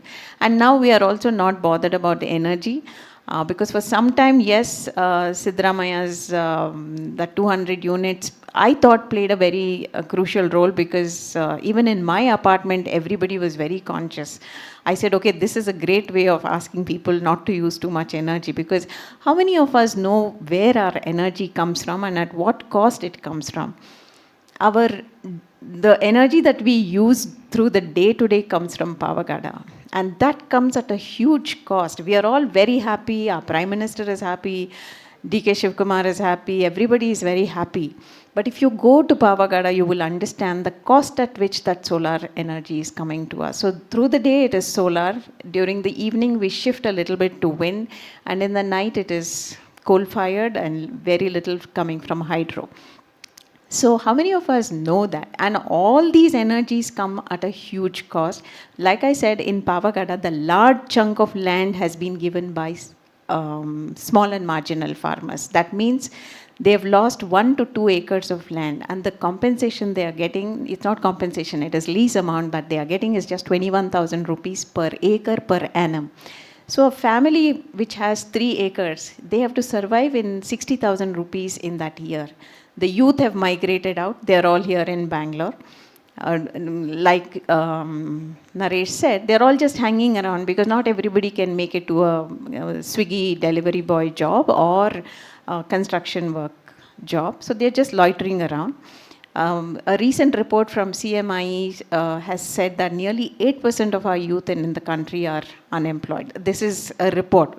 We don't know how many of it is like not covered in that study, right? So it's definitely about 10% or more. And the women are the ones paying the price in villages like Pavagada because there is no food at the household level to eat. And children are getting married very early. Child marriage has restarted. And we are just 4 hours away from Pavagada. Here we have women reaching, corporate top jobs, and we are very proud today of Bangalore girls becoming pilots and that and this and all that. But just 4 hours away, children are getting married at the age of 10, 11, 12, and they are pregnant at the age of 13. And the child that they are giving birth to is definitely not healthy. There was a newspaper article which said, when the child is the mother. So the child is not healthy, her child is definitely not healthy. So what are the chances that they will even survive? So again, our infant mortality and maternal mortality will go up. We haven't done our census in 2021, so you'll never catch these reports. And how many of us sitting in Bangalore even know this? Because this is not covered in any of the main media. We spoke about airports. Airport expansions are going on like crazy today. Our aviation has kind of, expanded everywhere. We are all very happy, we can fly in 2 hours, we no longer have to take the train and so on. And we blame the IT here in Bangalore, but more than the IT, the rest of us are also traveling. And the cost at which that air travel comes, every time I'm passing by, I'm stopping there, I'm talking to people, and if you talk to the people who are working in and around the airport, their life is miserable, and they are just 2 hours away from where we are. Their quality of life is definitely far from being comfortable. Most of the taxi drivers who drive to the airport are driving 18 hours a day. They are not getting their required amount of sleep, good healthy food, and the amount of stress they go through. So this is what we are pushing people to be. And it's not just the top 1% or 2%, but a large middle class has become very comfortable with that kind of life. So unless we look at the most vulnerable, the most marginalized sections of our society, we will not be able to provide a good quality of life or even look forward for the next 25 years. So if we have to look forward for the next 25 years, I think our work has to start with the most vulnerable. We started a piece of work, but for some reason it has not taken off. We spoke to sex workers in the city. We spoke to landfill impacted community in the city. We spoke to senior citizens in the city, asking them, what do they even know about climate change? Have they heard about climate change? And what is it that they are undergoing today, if at all they think it is impact of climate change? And what would they want as a plan in place? And it is very sad. They ask things like, I need water. I need canteens where I can buy food at much lower cost. I can't afford the hotel food these days. There is no toilet facility in the city. Aren't we ashamed that these are basic human rights and we have failed to provide that in a city like Bangalore that is boasting so much of IT, BT, and we have the fanciest of malls and, people having a very plum life otherwise. So the disparities that we live in, we have become very comfortable. Unless we change that, I don't see a good, effort or future for the city. Thank you. So, thank you. So, I have two options. One is that we will quickly run through and ask them what is their 2 or 3 wish lists of 2050. just an imagination, what they would like to see Bangalore as. So maybe a quick round, or we'll have some few question and answers in case if somebody wants to pose questions to any one of them. We have said whatever we have to say. I think questions are better. No, the positive side of like, what do you envisage for 2050 Bangalore? Bangalore becoming Mysore in 2050?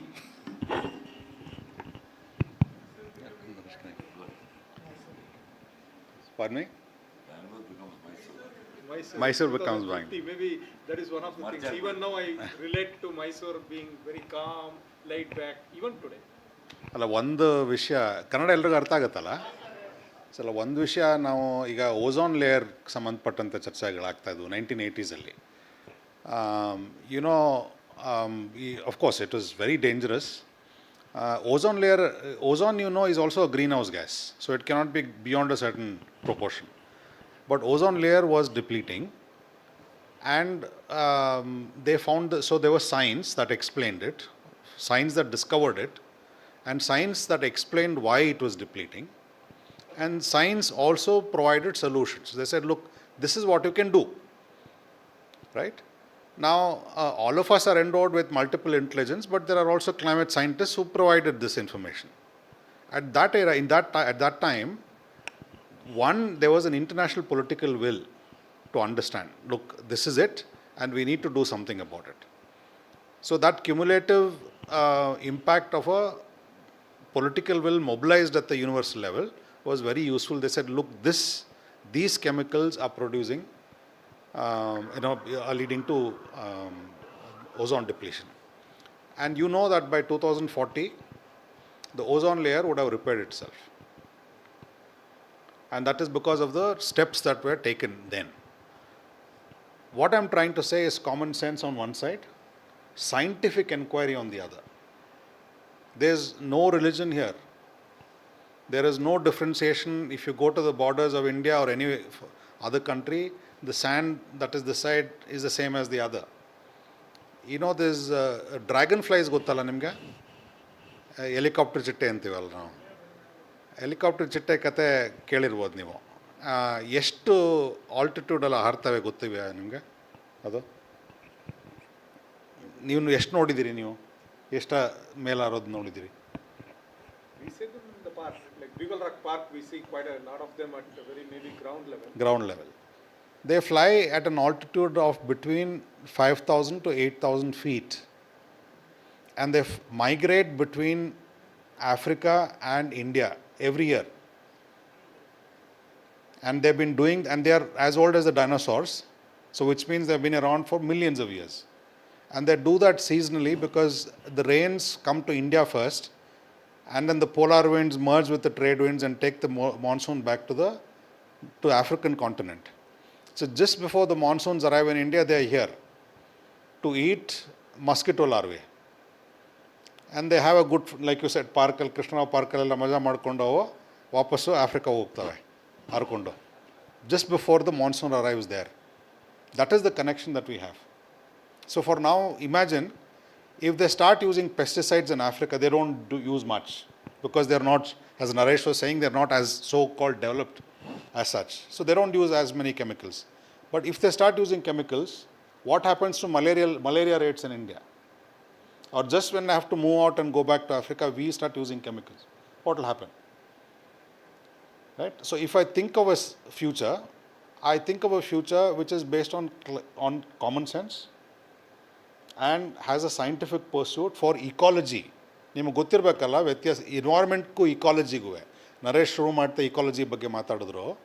ಇಕಾಲಜಿಗೂ ಪರಿಸರಕ್ಕೂ ಏನು ವ್ಯತ್ಯಾಸ?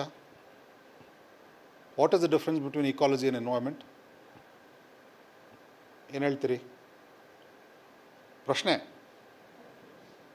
ಅವರು ನೀವು ಕೇಳೋದ್ರ ಬರಲಿಲ್ಲ, ನಾವೇ ಕೇಳ್ಬಿಡೋಣ ಅಂಥೇಳಿ. Ecology is a relationship between living forms and non-living forms.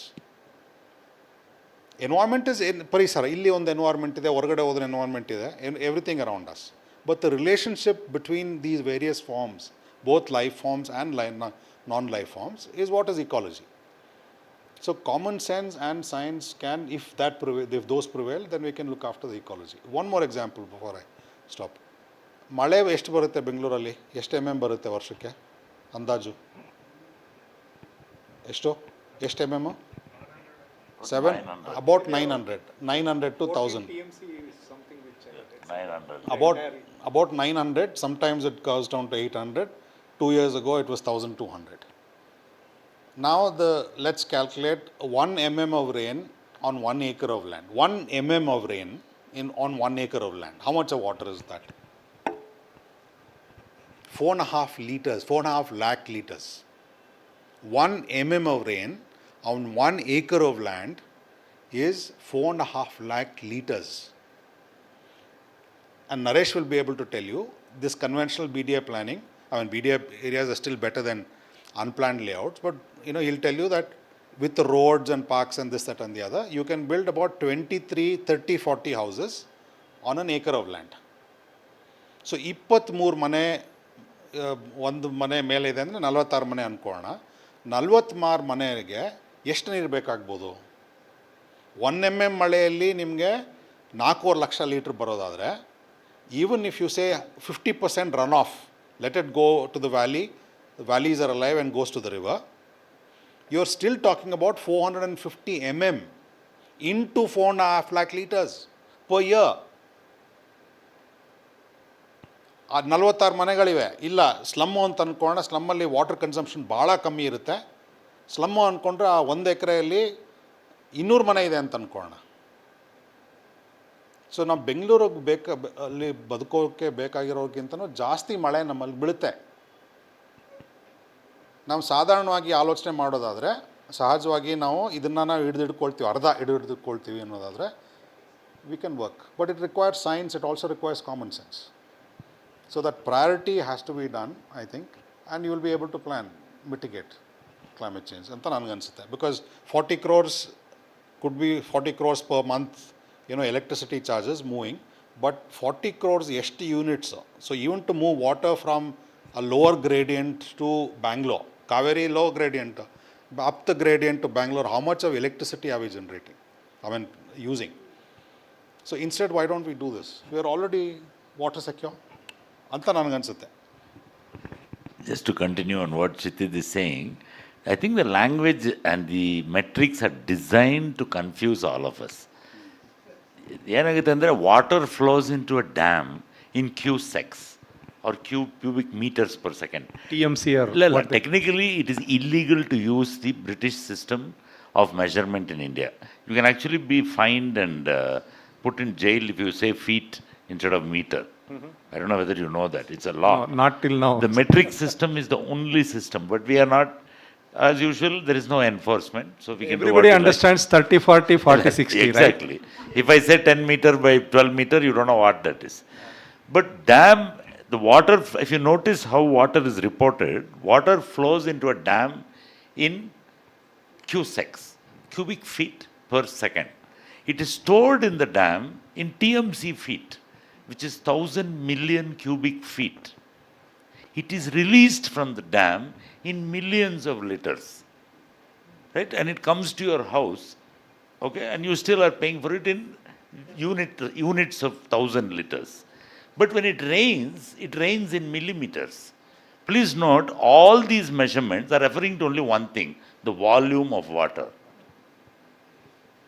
And it is intentionally designed to keep people confused that 900 millimeters of rain, Bangalore for instance, up to now, with the new award, Bangalore is allowed to draw 22 point, only 1/3 of Bangalore is in the Kaveri basin. Okay, and only what is identified as the Kaveri river basin is allowed to draw water from the Kaveri. So 1/3 of Bangalore only, okay, and the maximum, with great argument by Fali Nariman, we started with Mr. Nanjagowda many years ago. So many people have fought this water war for Bangalore for the past 50 years. Finally, the Supreme Court, I think 22.5 TMC feet. Right now we get 19.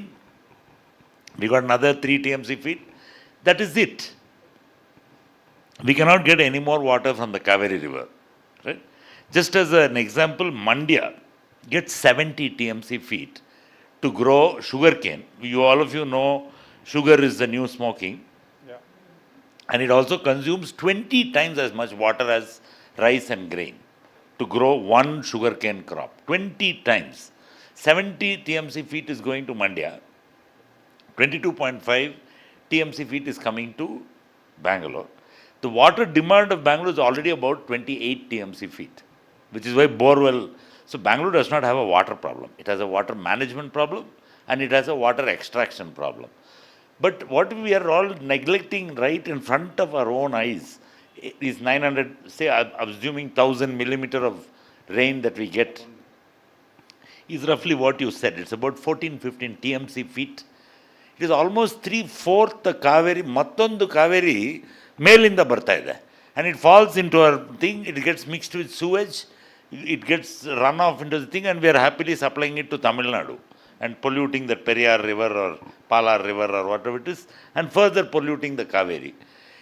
Bangalore does not have, if you ask me, Bangalore has enough water to support a population of 2.5 crore, not 1.2 crore.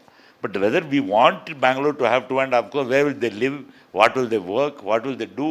Already we are saying crowded. Is that the right way for Bangalore to go? Or my thing is, I think Bangalore should stop growing. And we should really push, not just for the peripheral towns around Bangalore. There are 8 towns around the city now. Tumkur is a classic example, or Magadi, or Hoskote, or Kanakpura. Nelamangala. The larger point that Shiti made also saying, what about the rest of Karnataka? Why not Mangalore? Why not Koppal? Why not Davangere? Why not Bidar? Why not Gulbarga? Why not? There are so many other urban centers. Everybody need not come here, and this government, if you ask me, the first thing the government should do is move the political capital of Bangalore to Davangere. See, on that Challakere ಹೋಗಬೇಕದು. ಚಳ್ಳಕೆರೆನಲ್ಲಿ ಹೋಗ್ಬಿಟ್ಟು ಅದೊಂದು ದೊಡ್ಡ 11,000 acre ಏನೇನೋ ಬೇರೆ ಬೇರೆ ಜನ ಕೊಟ್ಬಿಟ್ಟಿದ್ದಾರೆ. the largest survey number in Karnataka is in Challakere. It is 11,000 acres. It is a sheep farm created by Maharaja in those days. That 11,000 acres is a good start for a new city. Make the administrative political capital. It will decongest Bangalore dramatically. Let them come here if they want in winter session. Naresh, there is a common thread between the 3 panelists of yesterday and today. Belgaum, no? Everybody wanted to banish whoever is the politician from Bangalore and make them to move back to their own natives. Things will happen. No, see, if you go to, I was recently in Belgaum about a couple of weeks back. They have an exact ditto copy of Vidhan Saudha, full size, running AC throughout the year. And it's used 15 days a year. Why not move the political capital there and let them come to Bangalore 15 days a year, no? I think somebody has to tell the government that unless some dramatic move is there like that, this city is headed for disaster. Just to end on a hopeful note, the apartment I live in, the one thing that I've managed to convince the apartment people is we are not connected to the Kaveri water. We are completely on just one borewell and rainwater. We harvest the rainwater on both the terraces. It's a small apartment, it's not a big apartment, just about 17 homes. We have 2 large terraces. We have done rainwater harvesting. We've also done a bunch of recharge wells. And the harvested rainwater goes into 2 tanks, and the overflow also goes back into the surrounding part of the borewell. So touch wood, probably because of that, we've not had any water problem despite what Bangalore is going through. And like Naresh said, I think if at all everybody goes back and does some rainwater harvesting at their own household level, a large chunk of the water needs can be met and the problems can be solved. And again, it's about being conscious of where we are, what resources we are using, what is it that we are putting out, And if each of us can do something, I think then that engagement at the city level, at the ward level, at our own neighborhood level will be much more. See, the pandemic did teach us that. It was no central government that eventually gave us beds. It was the neighbor's uncle, neighbor's aunt who eventually said, hey, ilon bed ide bega bunny, right? And that was what saved our lives from getting us that life-saving drug, to the bed, to the hospital, to getting us food. So we need to work at the local level, at the street level, at the ward level. You can call it ward or you can call it anything else.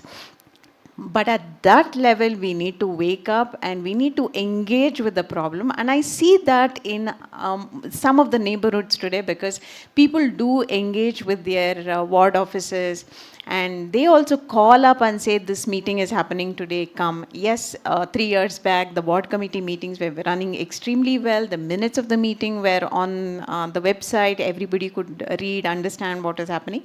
We need to get back to that.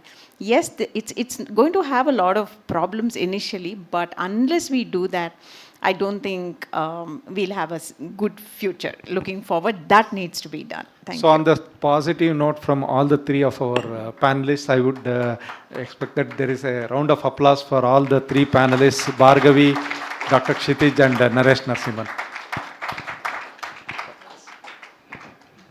ಒಂದು ವಿಷಯ ಹೇಳ್ಬೋದಾ? ಒಂದು ವಿಷಯ. Thank you. ನೀವು ಯಾರೂ ಮಾತಾಡಲಿಲ್ಲ. So ಇವಾಗ ಇದನ್ನು ಒಂಥರ ಒಂದು ಹಂತದಲ್ಲಿ ನಾವು ಜನರಲ್ಲಾಗಿ ನಾವು ಮಾತಾಡಿದ್ದೀವಿ. ಬಟ್ ನಿಜವಾಗ್ಲೂ ನಮ್ಗೆ ಎಷ್ಟು ಜನಕ್ಕೆ ಈ ನೀತಿ ನಿಯಮಗಳ ಬಗ್ಗೆ ತಿಳ್ಕೊಳ್ಳೋದಕ್ಕೆ ಅರಿವಿದೆ. ಅಫ್ಕೋರ್ಸ್ ಒಂದು ಹಂತದ ಅರಿವಿರುತ್ತೆ. ಬಟ್ ನಮ್ಮ ರಾಜಕೀಯ ಸಿದ್ಧಾಂತಗಳನ್ನ ಬಿಟ್ಟು ನಿಜವಾಗ್ಲೂ ಸರ್ಕಾರ ಯಾವ ರೀತಿ ನೀತಿ ಮಾಡ್ತಾ ಇದ್ದಾರೆ ಅಂತ ಏನಾದರೂ ಗಮನ ಕೊಡುವಂಥದ್ದು ಮುಖ್ಯ ಅನಿಸುತ್ತಾ ನಿಮಗೆ ಅಂತ ಮೊದಲನೇ ಪ್ರಶ್ನೆ. ಸೊ ಈಗ ಉದಾಹರಣೆಗೆ ಹೇಳಬೇಕು ಅನ್ನೋದಾದರೆ ವಾರ್ಡ್ ಕಮಿಟಿ ಬಗ್ಗೆ ನಾವು ಮಾತಾಡ್ತಾ ಇದ್ವಿ. ವಾರ್ಡ್ ಕಮಿಟಿ ಅವ್ರಿಗೆ ಕೆರೆಗಳು ಮತ್ತು ಗಿಡ ಮರಗಳ ಬಗ್ಗೆ ಓವರ್ಸೈಟ್ ರೆಸ್ಪಾನ್ಸಿಬಿಲಿಟೀಸ್ ಕೊಟ್ಟಿದ್ದರು ವಾರ್ಡ್ ಕಮಿಟಿಗಳು. ಅದು ಕಾರ್ಪೊರೇಟ್ ಮಾತ್ರ ಅಲ್ಲ ತಾನೇ, ವಾರ್ಡ್ ಕಮಿಟಿ ಅಂದರೆ ಜನನೂ ಕೂಡ ಇರ್ತಾರೆ. ಸೊ ಆ ವಾರ್ಡ್ ಕಮಿಟಿಗೆ ಸ್ಥಳೀಯ ಕೆರೆಗಳೇನಾಗ್ತಾಯಿವೆ ಅಂತ ನೋಡ್ಕೊಳ್ಳೋ ಅಂಥದ್ದು, ಮತ್ತು ಪಾರ್ಕ್ಗಳು ಮಾತ್ರ ಅಲ್ಲ, ಗಿಡ ಮರಗಳು ಏನಾಗ್ತಾಯಿದೆ ಅನ್ನೋವಂಥದ್ರ ಬಗ್ಗೆ ಅದನ್ನು ಕ್ವೈಟಾಗಿ ತೆಗೆದುಬಿಟ್ರು ರೂಲ್ಸಿಂದ. ಆಯಿತಾ? ಅದು ನಮಗೆ ತಿಳ್ಕೊಳ್ಬೇಕಾ ಬೇಡವಾ? 14ನೇ ಇಸ್ವಿಯಲ್ಲಿ ಭಾರ್ಗವಿಯವ್ರಿಗೂ ಕೂಡ ಗೊತ್ತಿದೆ, ಅರ್ಬನ್ ಲೇಕ್ಸ್ ಬಗ್ಗೆ ತುಂಬ ಕೆಲಸ ಮಾಡಿದ್ದಾರೆ ESG ಅವರು. ನಾವು ಕೂಡ ಒಂದು ಹಂತದಲ್ಲಿ ಕೆಲಸ ಮಾಡಿದ್ದೀವಿ, ನಾವು ಅಂತ ಹೇಳಿದ್ರೆ ನಮ್ಮ ಟೀಮ್ಗಳು. ಸೊ ಇವಾಗ 14ನೇ ಇಸ್ವಿಯಲ್ಲಿ ಒಂದು ಕೆರೆಗೆ ಸಂಬಂಧಪಟ್ಟ ನಗರ ಕೆರೆಗಳ ಸಂರಕ್ಷಣೆಗೆ ಸಂಬಂಧಪಟ್ಟಂತೆ ಒಂದು ಕಾನೂನು ಬಂತು. ಅದರಲ್ಲಿ ಒಂದು ಸೆಕ್ಷನ್ 13 ಅಂತ ಇತ್ತು. ಆ ಸೆಕ್ಷನ್ 13ನ ಬರೆಯೋದ್ರಲ್ಲಿ ನಂದು ಕೂಡ ನೇರವಾಗಿ ಜವಾಬ್ದಾರಿ ಇತ್ತು. ಅದರಲ್ಲಿ ಜನರ ಭಾಗವಹಿಸಿಕೆ ಇರಬೇಕು, ಕೆರೆಯಲ್ಲಿ ಕಾರ್ಪೊರೇಟೈಸೇಷನ್ ಅಲ್ಲ, ಜನರ ಭಾಗವಹಿಸಿಕೆ ಇರಬೇಕು ಅನ್ನುವಂಥದ್ದು 2014 ಲಾಲ್ಲಿ ಇತ್ತು. ಆವಾಗ ಸಿದ್ದರಾಮಯ್ಯ ಅವರು ಸರ್ಕಾರ ಚೀಫ್ ಮಿನಿಸ್ಟರ್ ಆಗಿದ್ದರು. ಅದನ್ನು ಮಾಡಿದ್ರು. 2007ನಲ್ಲಿ ಆ ಕಾನೂನನ್ನೇ ಅದೇ ಸರ್ಕಾರ ತೆಗೆದುಹಾಕ್ಬಿಡ್ತು. ಏನು ಅನಿಸುತ್ತೆ ನಮಗೆ? ಹಾಗಾದರೆ ನಾವೇನಾದರೂ ಮಾತುಕತೆ ಮಾಡಿದ್ವಾ ಅಂಥೇಳಿ. ಕೊನೆಯ ಉದಾಹರಣೆನ ಕೊಡ್ತೀನಿ. ಖಂಡಿತವಾಗಿ ನಾವು ಬ್ಯಾಂಗ್ಳೂರು ಡಿಪಾಪ್ಯುಲೇಟ್ ಆಗಬೇಕು, ನಿಜ. ಆದರೆ ಒಂದೇ ಕಡೆ ಎಷ್ಟು ಹಣ ಕಾನ್ಸಂಟ್ರೇಟ್ ಆಗಿದೆ ಅಂತ ಹೇಳಿದ್ರೆ, ಇವತ್ತಿನ ದಿನ ಬೀದರ್ಗೆ ಹೋಗಿ ನೀವು, ಅಥವಾ ಗುಲ್ಬರ್ಗ ಕೊನೇ ಜಾಗಕ್ಕೆ ಹೋಗಿ, ಮಹಾರಾಷ್ಟ್ರ ಬಾರ್ಡ್ರಲ್ಲಿ ಅಥವಾ ಬೀದರಲ್ಲಿ ಇದು ತೆಲಂಗಾಣ ಬಾರ್ಡ್ರಿಗೆ ಹೋಗಿ, ಅಲ್ಲೂ ಕೂಡ 1 ಎಕರೆ ಜಮೀನು ಇವತ್ತಿನ ದಿನ 20 ಲಕ್ಷ ಇದೆ. ಆ 20 ಲಕ್ಷ ಯಾಕಾಗಿದೆ ಅಂತ ಹೇಳಿದ್ರೆ, ಆ ಲ್ಯಾಂಡನ್ನ ಆ ಹಂತ ಕಮಾಡಿಟೈಸೇಷನ್. ಸರ್ಕಾರ BJP ಸರ್ಕಾರ ಇದ್ದಾಗ ನಾನು ನೇರವಾಗಿ ಮಾತಾಡ್ತಾ ಇದ್ದೀನಿ. ಕಾಂಗ್ರೆಸ್ ಸರ್ಕಾರದ ಬಗ್ಗೆ ಮಾತಾಡಿದೆ, BJP ಸರ್ಕಾರದ ಬಗ್ಗೆ ಮಾತಾಡ್ತೀನಿ ನಾನು. ಕೃಷಿ ಮಾಡದೇ ಇರೋರು ಕೂಡ ಕೃಷಿ ಭೂಮಿ ತೊಗೊಳ್ಬೋದು ಅಂತ ಒಂದು ಕಾನೂನು ಮಾಡಿದ್ರು, ಅಥವಾ ತೊಗೊಳ್ಬಾರ್ದು ಅಂತ ಕಾನೂನು ಇತ್ತು, ಅದನ್ನು ರದ್ದು ಮಾಡಿದ್ರು. ಮಾಡ್ಬೋದಾ? ನಾವು ಯೋಚನೆ ಮಾಡಿದ್ದೀವ? ಅಥವಾ ನಾನು BJPಗೆ ಓಟ್ ಹಾಕ್ತೀನಿ ಅಂದ್ಬಿಟ್ಟು ಸುಮ್ಮನೆ ಆಗ್ಬಿಡ್ತೀನ, ಅಥವಾ ಕಾಂಗ್ರೆಸ್ಗೆ ಓಟ್ ಹಾಕ್ತೀನಿ ಅಂತ ಸುಮ್ಮನೆ ಆಗ್ಬಿಡ್ತೀನ? ನೇರವಾಗಿ ನರೇಶ್ ಹೇಳ್ತಾ ಇದ್ರಲ್ಲ, ಈಗ ಸರ್ಕಾರನ ಬಯೋದು ಬೇಡ, ನಮಗೆ ನಾವೆಷ್ಟು ಮಾಡ್ತಾಯಿದ್ದೀವಿ ಅಂಥೇಳಿ. ನಾವು ಮಾಡೋದಕ್ಕೆ ನಮ್ಗೆ ಸ್ವಲ್ಪ ಇದ್ರ ಬಗ್ಗೆ ಪರಿಜ್ಞಾನ ಇರಬೇಕಾಗ್ಬೋದಾ? ಅದರಲ್ಲೂ ಒಂದು ಕ್ಷಿತೀಶ್ ಏನಂದರೆ, ಈಗ ನಾನು ಮುಂಚೆ ಇದ್ದಿದ್ದ ಲಾ ಏನಿರ್ತದೆ, ಯಾರು ಅಗ್ರಿಕಲ್ಚರಿಸ್ಟ್ ಇರ್ತಾರೆ ಅವ್ರು ಮಾತ್ರ ಪರ್ಚೇಸ್ ಮಾಡ್ಬೋದಿತ್ತು. ನನಗೆ ಈಗ ಅಗ್ರಿಕಲ್ಚರ್ ಬಗ್ಗೆ ಇದಿದೆ, ಆಸಕ್ತಿ ಇದೆ, ನಾನು ಪರ್ಚೇಸ್ ಮಾಡೋ ಹಾಗಿರಲಿಲ್ಲ, ಅದಕ್ಕೆ ಅವಕಾಶ ಮಾಡಿಕೊಟ್ರು. ಡಸ್ ಇಟ್ ಮೀನ್ ದಟ್ ಎಲ್ಲರೂ ತೊಗೊಂಡೋಗಿ ಎಲ್ಲರೂ ಮಾಡ್ತಾರೆ ಅಂತಲ್ಲ, ಆಗಿದೆ ಈಗ ಎಲ್ರಿಗೂ ಅವಕಾಶ ಆಗುತ್ತೆ ಅಲ್ಲ ಆಗಿದೆ. See the since the resolution of that particular law the land commoditization has gone up and gentrification ಅಂತ ಒಂದು ಆಗುತ್ತೆ. ಜಾಸ್ತಿ ಬೆಲೆ ಹಾಕಿದಷ್ಟು ಕೂಡ ಸ್ಥಳೀಯ ಜನ ಬಿಟ್ಟು ಹೋಗುವಂಥ ಪರಿಸ್ಥಿತಿಗೆ ಬರುತ್ತೆ. ಮಾರ್ಬಿಟ್ಟು ಮಾತ್ರ ಅಲ್ಲ, ಮಾರೋ ರೀತಿಯಲ್ಲಿ ಮಾಡ್ತಾರೆ ಸ್ಥಳೀಯರು. ಅವರು ಹೇಳಿದ ಬಗ್ಗೆ ನಾನು ಆ ಕಮಿಟಿನಲ್ಲಿದ್ದೆ, ಆ 79AB ರಿಫಾರ್ಮ್ ಕಮಿಟಿನಲ್ಲಿ. ನಾನೇನು ಹೇಳಿದೆ, ಇದು ಫುಲ್ ಸ್ಟೇಟ್ಗೆ ಮಾಡೋದು ಬೇಡ, ಇದು it will create social upheaval. Bengaluru ಮತ್ತು ಎನಿವೇ ಬೆಂಗಳೂರು ಮತ್ತು ಬೆಂಗಳೂರು ರೂರಲ್ನಲ್ಲಿ ಎಲ್ಲ ಬೆನಾಮಿನೇ ಆಗಿಬಿಟ್ಟಿದೆ ಇವಾಗ 100%, ಎಲ್ಲ ಬೆನಾಮಿ ಹೋಲ್ಡಿಂಗ್. ಇಲ್ಲಿ ಮಾತ್ರ ತೆಗೀರಿ, ಅದು ಮಾಡಲೇಬೇಕು ಅಂತ ತೀರ್ಮಾನ ಮಾಡಿದರು ಅವರು. ಇದರಲ್ಲಿ ಇಲ್ಲಿ ಮಾತ್ರ ತೆಗೆದುಬಿಟ್ಟು 1-2 ವರ್ಷಕ್ಕೆ ನೋಡೋಣ ಹೆಂಗೆ ಬಿಹೇವಿಯರ್ ಆಗುತ್ತೆ ಅಂತ. ಆಮೇಲೆ will see whether it is correct to extend. Then we will learn from that experience, learn which part of it should be relaxation, full relaxation ಬೇಡ, ಮಾಡಿಫೈ ಮಾಡ್ಬೋದಂತ. But once the politician gets idea into his head, they just overnight just entire state 79AB ತೆಗೆದೇ ಆಗಿಬಿಟ್ರು, ರದ್ದಿ ಮಾಡಿಬಿಟ್ರು. ಒಬ್ಬ MLA ಹತ್ರ 8,000 ಎಕರೆ ಜಮೀನಿದೆ ಬೆಂಗಳೂರು ಸುತ್ತಮುತ್ತದಲ್ಲಿ, ಇನ್ನು ಎಷ್ಟಿರ್ಬೋದು? ಇಲ್ಲ, ಬಟ್ ಅದಕ್ಕೆ ಬೆಂಗಳೂರು ಮತ್ತು ಬೆಂಗಳೂರು ಡಿಸ್ಟ್ರಿಕ್ಟ್ ಮತ್ತು ಬೆಂಗಳೂರು ರೂರಲ್ನಲ್ಲಿ ಈ ಮಾತುಕತೆ ಬೇಡವೇ ಬೇಡ. ಬೆಂಗಳೂರು ಮೆಟ್ರೋಪಾಲಿಟನ್ ರೀಜನ್ ಅಂತಿದೆ, ಅದು 8,000 ಸ್ಕ್ವೇರ್ ಕಿಲೋಮೀಟರ್. ಐ ಸೆಡ್ ಅದರಲ್ಲಿ ಮಾತ್ರ ಮಾಡಿ, ಬೇರೆ ಎಲ್ಲೂ ಮಾಡಬೇಡಿ. ಟ್ರೈ ಮಾಡಿ 1-2 ವರ್ಷಕ್ಕೆ ನೋಡೋಣ. ಇದು ಬೇರೆ ಸ್ಟೇಟ್ನಲ್ಲಿ ಕೂಡ, ತಮಿಳ್ನಾಡಿನಲ್ಲಿ ಯಾರು ಬೇಕಾದರೂ ತೊಗೋಬೋದು, ಮಹಾರಾಷ್ಟ್ರನಲ್ಲಿ ಇವಾಗ ಎಲ್ಲ ಯಾರು ಬೇಕಾದರೂ ತೊಗೋಬೋದು, ನಾರ್ತ್ ಇಂಡಿಯಾನಲ್ಲಿ ಡಿಫ್ರೆಂಟ್ ಸ್ಟೇಟ್ಸ್ಗೆ ಡಿಫ್ರೆಂಟ್ ರೂಲ್ ಇದೆ. Don't try don't do something which is irreversible. And now the new government is saying we will reverse that law. That is impossible to reverse that now. You cannot, because the land value has gone, like he is saying, even in the remotest area, minimum land is 15-20 lakhs an acre today. Anywhere in Karnataka, the remotest part ಹೋದರೂ ಅಷ್ಟು ಆಗಿಬಿಟ್ಟಿದೆ ಇವಾಗ. It becomes commoditized and it stops being a resource, and people no longer want to work on it. They want to leave it and run away, and eventually it will affect all of us. We don't. So when we also talk about our political affiliations, I think it's time to remove rose-tinted glasses. And like the famous man said, I am a nationalist when it comes to my country, and patriotic when it comes to issues which are beneficial to the country. I'm not patriotic stupidly just behind somebody just because they represent a certain ideology.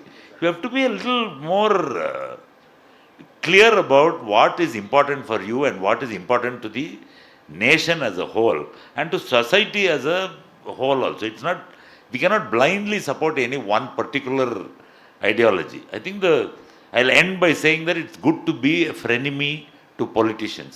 You should neither be a friend nor an enemy.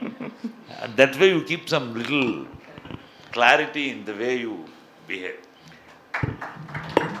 ಇವತ್ತು ಒಂದು ಆಸ್ತಿ ಸಂರಕ್ಷಣೆ ಬಗ್ಗೆ ಈ ನಗರದಲ್ಲಿ CA ಜಾಗ ಅಂತಾಗಲಿ ಇಲ್ಲ ಗ್ರಾಮಾಂತರದಲ್ಲಿ ಗೋಮಾಳ ಅಂತಾಗಲಿ public awareness create ಮಾಡ್ಬೋದು.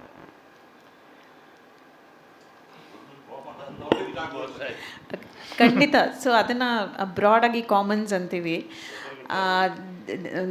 ನಮಗೆ ಆ್ಯಸ್ ಎ ಸೊಸೈಟಿ ನಮಗೆ ಈ ಕಾಮನ್ ಏರಿಯಾಸ್ ಬಗ್ಗೆ ಜಾಸ್ತಿ ಏನೂ ಎಂಗೇಜ್ ಮಾಡ್ಕೊಂಡಿಲ್ಲ ನಾವು.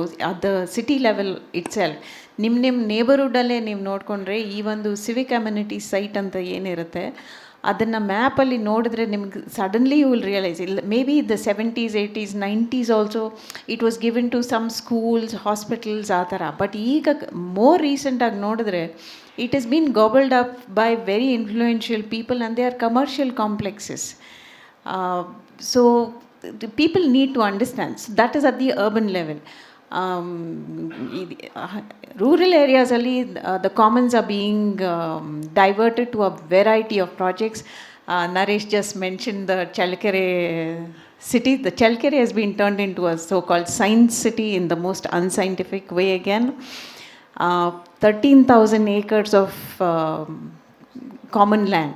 ಇದು ಅಮೃತ್ ಮಹಲ್ ಕಾವಲ್ ಅನ್ನೋರು ಇದನ್ನ, ಯಾಕೆಂದರೆ ಅಲ್ಲಿ ಒಂದು ಯುನೀಕ್ ಬ್ರೀಡ್ ಆಫ್ ಹಸುನ ಗ್ರೇಸ್ ಮಾಡ್ಕೊಂಡು ಬಂದಿದ್ರು historically from the times of again Tipu Sultan, Hyder Ali and then Mysore maharajas. ಅದಕ್ಕೋಸ್ಕರ ಯುನೋ ಇದಾಗಿಟ್ಟಿದ್ರು ಅದನ್ನ, ಆ ಪ್ಯಾಚ್ ಆಫ್ ಲ್ಯಾಂಡ್ನ. ಅದು it use to be called Benne Chavadi, particularly to graze the Amrit Mahal Kaval cattle. ಇದು 2010-11 it got diverted to create this science city. ಒಂದು ಇನ್ ಅ ವೆರಿ ಅನ್ಸೈಂಟಿಫಿಕ್ ವೇ, ಇನ್ನೊಂದು in the most ಅನ್ಡೆಮಾಕ್ರೆಟಿಕ್ way. ಯಾಕೆಂದರೆ ಹಳ್ಳಿ ಪಂಚಾಯತ್ಗಳಿಗೆ ಗೊತ್ತಿರಲಿಲ್ಲ ಇದನ್ನು ಯಾಕೆ ಏನು ಮಾಡ್ತಾಯಿದ್ದಾರೆ, ಹೇಗೆ ಮಾಡ್ತಾಯಿದ್ದಾರೆ ಅಂತ. And the district collector has the highest power to divert these commons in the Karnataka state law. Every state's law is slightly different when it comes to common lands. So Karnataka nalli it is the DC who has the highest power. The Karnataka Land Revenue Act antide adralli section 11 nalli it says the DC based on the number of cattle can divert the piece of land. So ನಮ್ಮ ಈ ಒಂದು ಸಂಶೋಧನೆ ನಾವು ಮಾಡಿದಾಗ Amrit Mahal cattle ಎಷ್ಟಿದೆ ಅಂತ ಹೇಳಿದಾಗ ಒಂದು 11-12 ಅಷ್ಟೇ ಇರೋದು. ಸೊ ಈ ಲ್ಯಾಂಡ್ನ ನಾವು ಡೈವರ್ಟ್ ಮಾಡ್ಬೋದು ಅಂತ ಹೇಳಿ it was diverted. Whereas the Amrit Mahal cattle were truly hundreds in numbers. ಆ ನಂಬರ್ಸ್ನ ಫಜ್ ಮಾಡಿಬಿಟ್ಟಿದ್ರು. So that is what is happening to our commons today. Grazing pastures are going. And Kshithij just spoke about climate change. If we have to address climate change in the coming years, unless common lands are present and local people have some land, it is impossible to address climate change impacts. Ee varshada Environment Day theme ಏನಂದರೆ ecosystem restoration, land restoration, desertification and resilience ಅಂತ theme ಕೊಟ್ಟಿದ್ದಾರೆ. ವರ್ಷ ಒಂದು theme ಕೊಡ್ತಾರೆ. So ಈ ವರ್ಷದ ಅದು theme. So in the name of land restoration, like I said again, ನಾವು ಇದನ್ನು ತುಂಬ ದೀರ್ಘವಾಗಿ ಯೋಚನೆ ಮಾಡಬೇಕಾಗತ್ತೆ. Are people really connected to the land? How much of land do they own? Land ownership ಇಲ್ಲದೆ ಇದ್ದರೆ it is that relationship with the land is gone. So all the knowledge associated with that land, landscape, ecology is gone. So it is impossible to address and be prepared for climate change. Thank you. Thank you. ಪರಿಸರ ದಿನಾಚರಣೆಯ ಅಂಗವಾಗಿ ಅತ್ಯಂತ ಉಪಯುಕ್ತವಾದಂಥ ಕಾರ್ಯಕ್ರಮಗಳನ್ನ ನಿನ್ನೆ ಮತ್ತು ಇವತ್ತು ನಾವು ನಡೆಸ್ಕೊಂಬಂದಿದ್ದೀವಿ. ನಾನು ಹಳ್ಳಿಯಿಂದ ಬಂದವನು. ಸ್ವಾತಂತ್ರ್ಯ ನಂತರ ಒಂದು ನೆಗೆಟಿವ್ ಡೆವಲಪ್ಮೆಂಟ್ ಆಯಿತು ಅಂತಲೇ ನೀವು ಯೋಚನೆ ಮಾಡಬೇಕು. ಅದಕ್ಕೆ ಮುಂಚೆ ಹಳ್ಳಿಗಳಲ್ಲಿ ಅಥವಾ ನಗರಗಳಲ್ಲಿ ಸೋಷಿಯಲ್ ರೆಸ್ಪಾನ್ಸಿಬಿಲಿಟಿ ಜಾಸ್ತಿ ಇರ್ತಿತ್ತು. ಊರಿಗೆ ರಸ್ತೆ ಇಲ್ಲ ಅಂದರೆ ಆ ಊರಿನ ಜನನೇ ಮಾಡ್ಕೊಳ್ಳೋರು. ದೇವಸ್ಥಾನ ರಿಪೇರಿ ಆಗಬೇಕು ಅಂದರೆ ಆ ಊರಿನ ಜನನೇ ಮಾಡ್ಕೊಳ್ಳೋರು. ಊರಲ್ಲಿ ಏನಾದ್ರು ಸಮಸ್ಯೆಗಳಾದರೆ ದೇವ್ರ ಉತ್ಸವ ಆಗಬೇಕು, ಈ ಥರದ್ದೆಲ್ಲದಕ್ಕೂ ಆ ಊರಿನ ಜನ ನಮ್ಮೂರಿನ ಕಾರ್ಯಕ್ರಮ ಅಂಥೇಳಿ ಅವರು ಖರ್ಚಾಕಿ ಶ್ರಮಪಟ್ಟು ಮಾಡೋರು. ಯಾರ ಮನೇಲಿ ಮನಗೊಂದಾಳು ಅಂತ ಇತ್ತು, ಯಾರ ಮನೇಲಿ ಹೋಗಲಿಕ್ಕೆ ಶ್ರಮಪಟ್ಟು ಕೆಲಸ ಮಾಡಲಿಕ್ಕೆ ಆಗಲ್ಲ ಅನ್ನೋಂಥವ್ರು ಒಬ್ಬರು ಕೂಲಿ ಕೊಡಬೇಕಾಯ್ತು. ಅಂದರೆ ಅವ್ರ ಬದಲಿಗೆ ಇನ್ನೊಬ್ಬರು ಅದನ್ನು ಕಾಂಪನ್ಸೇಟ್ ಮಾಡುವಂಥದ್ದು. ಆದರೆ ನಾವು ಸ್ವಾತಂತ್ರ್ಯ ಬಂದ ನಂತರ ಇಂಥ ಒಂದು ಒಳ್ಳೆಯ ಪದ್ಧತಿಗೆ ತಿಲಾಂಜಲಿಯನ್ನು ಆಡಿಬಿಟ್ವಿ. ಅದೇ ಥರ ಬೆಂಗಳೂರು ಕೂಡ ನಾವು ಇವತ್ತು ಪಾಲಿಸಿ ಬಗ್ಗೆ ಡಿಸ್ಕಷನ್ಸ್ ಎಷ್ಟು ಕೇಳ್ತೀವಿ? ಕೇವಲ ಬೆಳವಣಿಗೆ ಎಷ್ಟು? ಆದರೆ ಇದರ ಮಹತ್ವ ಅರ್ಥ ಮಾಡ್ಕೊಂಡರು ಬಸವನಗುಡಿಲೇ ಇದ್ದರು. ಅದಕ್ಕೋಸ್ಕರನೇ ಒಂದು ಸಂಸ್ಥೆನೂ ಪ್ರಾರಂಭ ಮಾಡಿದರು. ಅದೇ Gokhale institute for public affairs. ಆದರೆ ಇವತ್ತು ಎಷ್ಟು ಆಗ್ತಾಯಿದೆ ಇವತ್ತು ಈ ದೃಷ್ಟಿಯಲ್ಲಿ ಕೆಲಸ? ಅತ್ಯಂತ ಕಮ್ಮಿ. ಇವತ್ತು ಈ ಕಾರ್ಯಕ್ರಮಕ್ಕೆ ಎಷ್ಟು ಜನ ಇದ್ದೀವಿ? ಭೈರಪ್ಪನವ್ರ ಭಾಷಣ ಇದೆ ಅಂದರೆ ಕಿಕ್ಕಿರು ತುಂಬಿರ್ತಾರೆ, ಪುಸ್ತಕ ಬಿಡುಗಡೆ ಇದೆ ಅಂದರೆ ಕಿಕ್ಕಿರಿದು ತುಂಬಿರ್ತಾರೆ. ಆದರೆ ಸೋಷಿಯಲ್ ರೆಸ್ಪಾನ್ಸಿಬಿಲಿಟಿ ಪಾಲಿಸಿ ಬಗ್ಗೆ ಬಂದಾಗ ಯಾರಿಗೂ ಆಸಕ್ತಿ ಇಲ್ಲ. ನಮ್ಮ ದುಸ್ಥಿತಿ ಇನ್ನೊಂದೇನಾಗ್ತಿದೆ. ನಾನು ಮೈಸೂರಲ್ಲಿ ಒಂದು ಆಟೋಲ್ಲಿ ಕೂತ್ಕೊಂಡಾಗ ಆಟೋ ಡ್ರೈವರ್ ಹೇಳ್ದ, ಸರ್ ಮೈಸೂರು ಬೆಂಗಳೂರು ಆಗ್ತಿದೆ, ಬೆಂಗಳೂರು ಬಾಂಬೆ ಆಗ್ತಿದೆ ಅಂಥೇಳಿ. ಆಟೋ ಡ್ರೈವರ್ ಹೇಳಿದ್ದು ಅತ್ಯಂತ ಸರಿಯೇ ಇತ್ತು. ಅದಾದ ನಂತರ ನರೇಶ್ ಅವರು ಪ್ರಾರಂಭದಲ್ಲಿ ಹೇಳಿದರು, ಬಸವನಗುಡಿ ಪ್ಲಾನ್ನ ರಿಪ್ಲಿಕೇಟ್ ಮಾಡಬೇಕು ಅಂಥೇಳಿ. ಆಗ ಶೇಷಾದ್ರಿಯರಿದ್ದರು, ಎಲ್ಲಿ ಕರ್ಕೊಂಬರ್ತೀರಾ? ಆಗ ನಾಲ್ವಡಿ ಕೃಷ್ಣರಾಜ ಒಡೆಯರ್ ಇದ್ದರು, ಈಗ ಎಲ್ಲಿ ಸಿಗ್ತಾರೆ? ಈಗಿನ ಮಿನಿಸ್ಟ್ರುಗಳು ಯಾರು ಬರ್ತಾರೆ, ಎಷ್ಟು ದುಡ್ಡು ಮಾಡ್ಬೋದು ಇದರಿಂದ ಅನ್ನೋದೇ ಲೆಕ್ಕ. ಟನಲ್ ರೋಡ್ ಆಗಲಿ, ಫ್ಲೈಓವರ್ ಆಗಲಿ, ಅವ್ರು ಕೇಳೋದು ಇದರಲ್ಲಿ ಬಡ್ಜೆಟ್ ಎಷ್ಟು, ಆಟೋಮೆಟಿಕಲಿ ಪರ್ಸೆಂಟೇಜ್ ಗೊತ್ತಾಗ್ಬಿಡುತ್ತೆ ಅವ್ರಿಗೆ. ಕಾರ್ಪೊರೇಟರಲ್ಲಿ ಎಮ್ ಎಲ್ ಎ ಇರಲಿ, ಎಮ್ ಪಿ ಇರಲಿ ಅಥವಾ ಮಿನಿಸ್ಟರ್ ಇರಲಿ, ಎಲ್ಲರೂ ಅವ್ರು ಯೋಚನೆ ಮಾಡೋದು ತಮಗೆ ಬರ್ತಕ್ಕಂಥ ಕಮಿಷನ್ ಬಗ್ಗೆ. ನಾನೊಬ್ಬ ಸಾಮಾನ್ಯ BBMP ಕಾಂಟ್ರಾಕ್ಟ್ರು, ಪೊಲಿಟಿಕಲ್ ಆ್ಯಕ್ಟಿವಿಸ್ಟೇ ಇರ್ತಾನೆ, ಅವನ ಹತ್ರ ಮಾತಾಡ್ತಾ ಇದ್ದೆ. ಕಾರ್ಪೊರೇಟ್ರುಗಳು ತುಂಬ ಜಾಸ್ತಿ ಕೆಲಸ ಮಾಡಿಸ್ತಾರಲ್ಲ ಪ್ರಸನ್ನ ಅವರೇ, ನಿಮ್ಗೆ ಯಾಕೆ ಮಾಡಿಸ್ತಾರೆ ಗೊತ್ತಾ ಅಂದ. ಜನಗಳಿಗೆ ಒಳ್ಳೇದಾಗಲಿ ಅಂದೆ. ಇಲ್ಲ, 1 ಕೋಟಿ ರೂಪಾಯಿ ಕೆಲಸ ಮಾಡಿಸಿರೆ ಅವನಿಗೆ 10 ಲಕ್ಷ ರೂಪಾಯಿ ಬರುತ್ತೆ. 5 ಕೋಟಿ ರೂಪಾಯಿ ಖರ್ಚು ಮಾಡಿಸಿರೋ ಒಂದು ಏರಿಯಲ್ಲಿ 50 ಲಕ್ಷ ಬರುತ್ತೆ. ಅದಕ್ಕೋಸ್ಕರನೇ ಕಾರ್ಪೊರೇಟ್ಗಳು ಜಾಸ್ತಿ ದುಡ್ಡು ಖರ್ಚು ಮಾಡೋಕ್ಕೆ. ಇವತ್ತು ನಮ್ಮ MLAಗಳು ಕೇಳ್ತಾರಲ್ಲ, ನೀವು ಫ್ರೀ ಬೀಸ್ ಕೊಟ್ಬಿಟ್ಟು ನಮಗೆ ಬಡ್ಜೆಟ್ಟೇ ಇಲ್ಲ ಅಂಥೇಳಿ. ಆದರೂ ಹಿನ್ನೆಲೆನೂ ಇಷ್ಟೇ. ಇವತ್ತು ಆ ಸ್ಥಿತಿಗೆ ನಾವು ತಲುಪಿದ್ದೀವಿ. ಅದಕ್ಕೆ ನಾನು ಹೇಳ್ತಿರೋವಂಥದ್ದು, ನಮಗೆ ಬೇಕಾಗಿದ್ದಂಥ ಅಧಿಕಾರಿಗಳು ಸರ್ ಎಂ ವಿಶ್ವೇಶ್ವರಯ್ಯ ಮತ್ತು ಶೇಷಾದ್ರಿ ಅಯ್ಯರ್ ಥರದವರು. ದುರಾದೃಷ್ಟ ನಮ್ಮ ಈಗಿನ ಕರಪ್ಟ್ ಆಫೀಸರ್ಸನ್ನು ನಾವು ಇಟ್ಕೊಂಡಿದ್ದೀವಿ. ಇನ್ನು ಎರಡನೇದು, ಅದು ನಮ್ಮಲ್ಲಿ ಅಧಿಕಾರ ಮಾಡುವಂಥವ್ರು ಯಾರು, ಈ ರಾಜ್ಯ ನಂದು, ಇಲ್ಲಿನ ಪ್ರಜೆಗಳೆಲ್ಲ ನನ್ನ ಮಕ್ಕಳು ಅಂತ ಯೋಚನೆ ಮಾಡ್ತಿದ್ದಂಥ ನಾಲ್ವಡಿ ಕೃಷ್ಣರಾಜ ಒಡೆಯರಿದ್ದರು. ಅದ್ರ ಬದಲು ಈಗಿನೆಲ್ಲ ಮಿನಿಸ್ಟ್ರುಗಳು ಮತ್ತು ಮುಖ್ಯಮಂತ್ರಿಗಳು ನಿಮಗೆಲ್ಲ ಗೊತ್ತೇ ಇದೆ, ಅವ್ರ ಬಗ್ಗೆ ಹೆಸರು ಹೇಳುವಂಥ ಅವಶ್ಯಕತೆ ಇಲ್ಲ, ಪಕ್ಷ ಯಾವುದೇ ಇರಲಿ. ಇನ್ನು ಪ್ಲಾನಿಂಗ್ ಹೇಗೆ ಮಾಡ್ತಿದ್ರು ಅಂತ ತೊಗೊಂಡೋಗಿ IT ಪಾರ್ಕ್ ವೈಟ್ಫೀಲ್ಡಲ್ಲಿ ಮಾಡಿರು. ಸಾವಿರಾರು ಜನ ಕೆಲಸ ಮಾಡ್ತಾರೆ. ಅಲ್ಲಿ ಹತ್ತಿರ ಒಂದೇನಾದ್ರು ರೆಸಿಡೆನ್ಷಿಯಲ್ ಏರಿಯಾ ಇದೆಯಾ? ಒಂದೂ ಇಲ್ಲ. ಸರ್ಜಾಪುರ ರೋಡಲ್ಲಿ ಅಪಾರ್ಟ್ಮೆಂಟ್ಗಳು ಕಟ್ಟಿರು, ಅಲ್ಲಿ ನೀರೇ ಇಲ್ಲ. ಅಲ್ಲಿ ಕಾವೇರಿ ನೀರು ಇಲ್ಲ, ಗ್ರೌಂಡ್ ವಾಟ್ರೂ ಇಲ್ಲ, ಎಲ್ಲದಕ್ಕೂ ಟ್ಯಾಂಕ್ ವಾಟ್ರ್ ಮೇಲೆ ಡಿಪೆಂಡ್ ಆಗಿರುವಂಥ ಜನ. ಇದು ನಮ್ಮ ಸಿಟಿ ಪ್ಲಾನಿಂಗ್. ಇನ್ನು ಮುಂದಕ್ಕೆ ಹೋದರೆ, ನಾನು ಜಾಸ್ತಿ ಹೊತ್ತು ತೊಗೊಳ್ಳಲ್ಲ, ಹೆದರ್ಕೋಬೇಡಿ. ಅನ್ಎಂಪ್ಲಾಯ್ಮೆಂಟ್ ಬಗ್ಗೆ ನರೇಶ್ ಅವರು ಉಲ್ಲೇಖ ಮಾಡಿದರು. ನಾನು ಹಿಂದೊಂದು ಸೆಂಟ್ರಲ್ ಮಿನಿಸ್ಟ್ರು ಮಾತಾಡ್ತಾಯಿದ್ರು ಎಲೆಕ್ಷನಿಗೆ ಮುಂಚೆ. ನಾನು ಆಡಿಯನ್ಸಲ್ಲಿ ಕೂತಿದ್ದೆ, ಅಲ್ಲಿ ಎಲ್ಲ ಇಂಡಸ್ಟ್ರಿಯಲಿಸ್ಟ್ಗಳೇ ಸೇರಿದ್ದರು. ಅಲ್ಲಿ we have created so many millions of jobs ಅಂತ ಆ ಮಿನಿಸ್ಟ್ರ್ ಹೇಳ್ತಾ ಇದ್ದರು.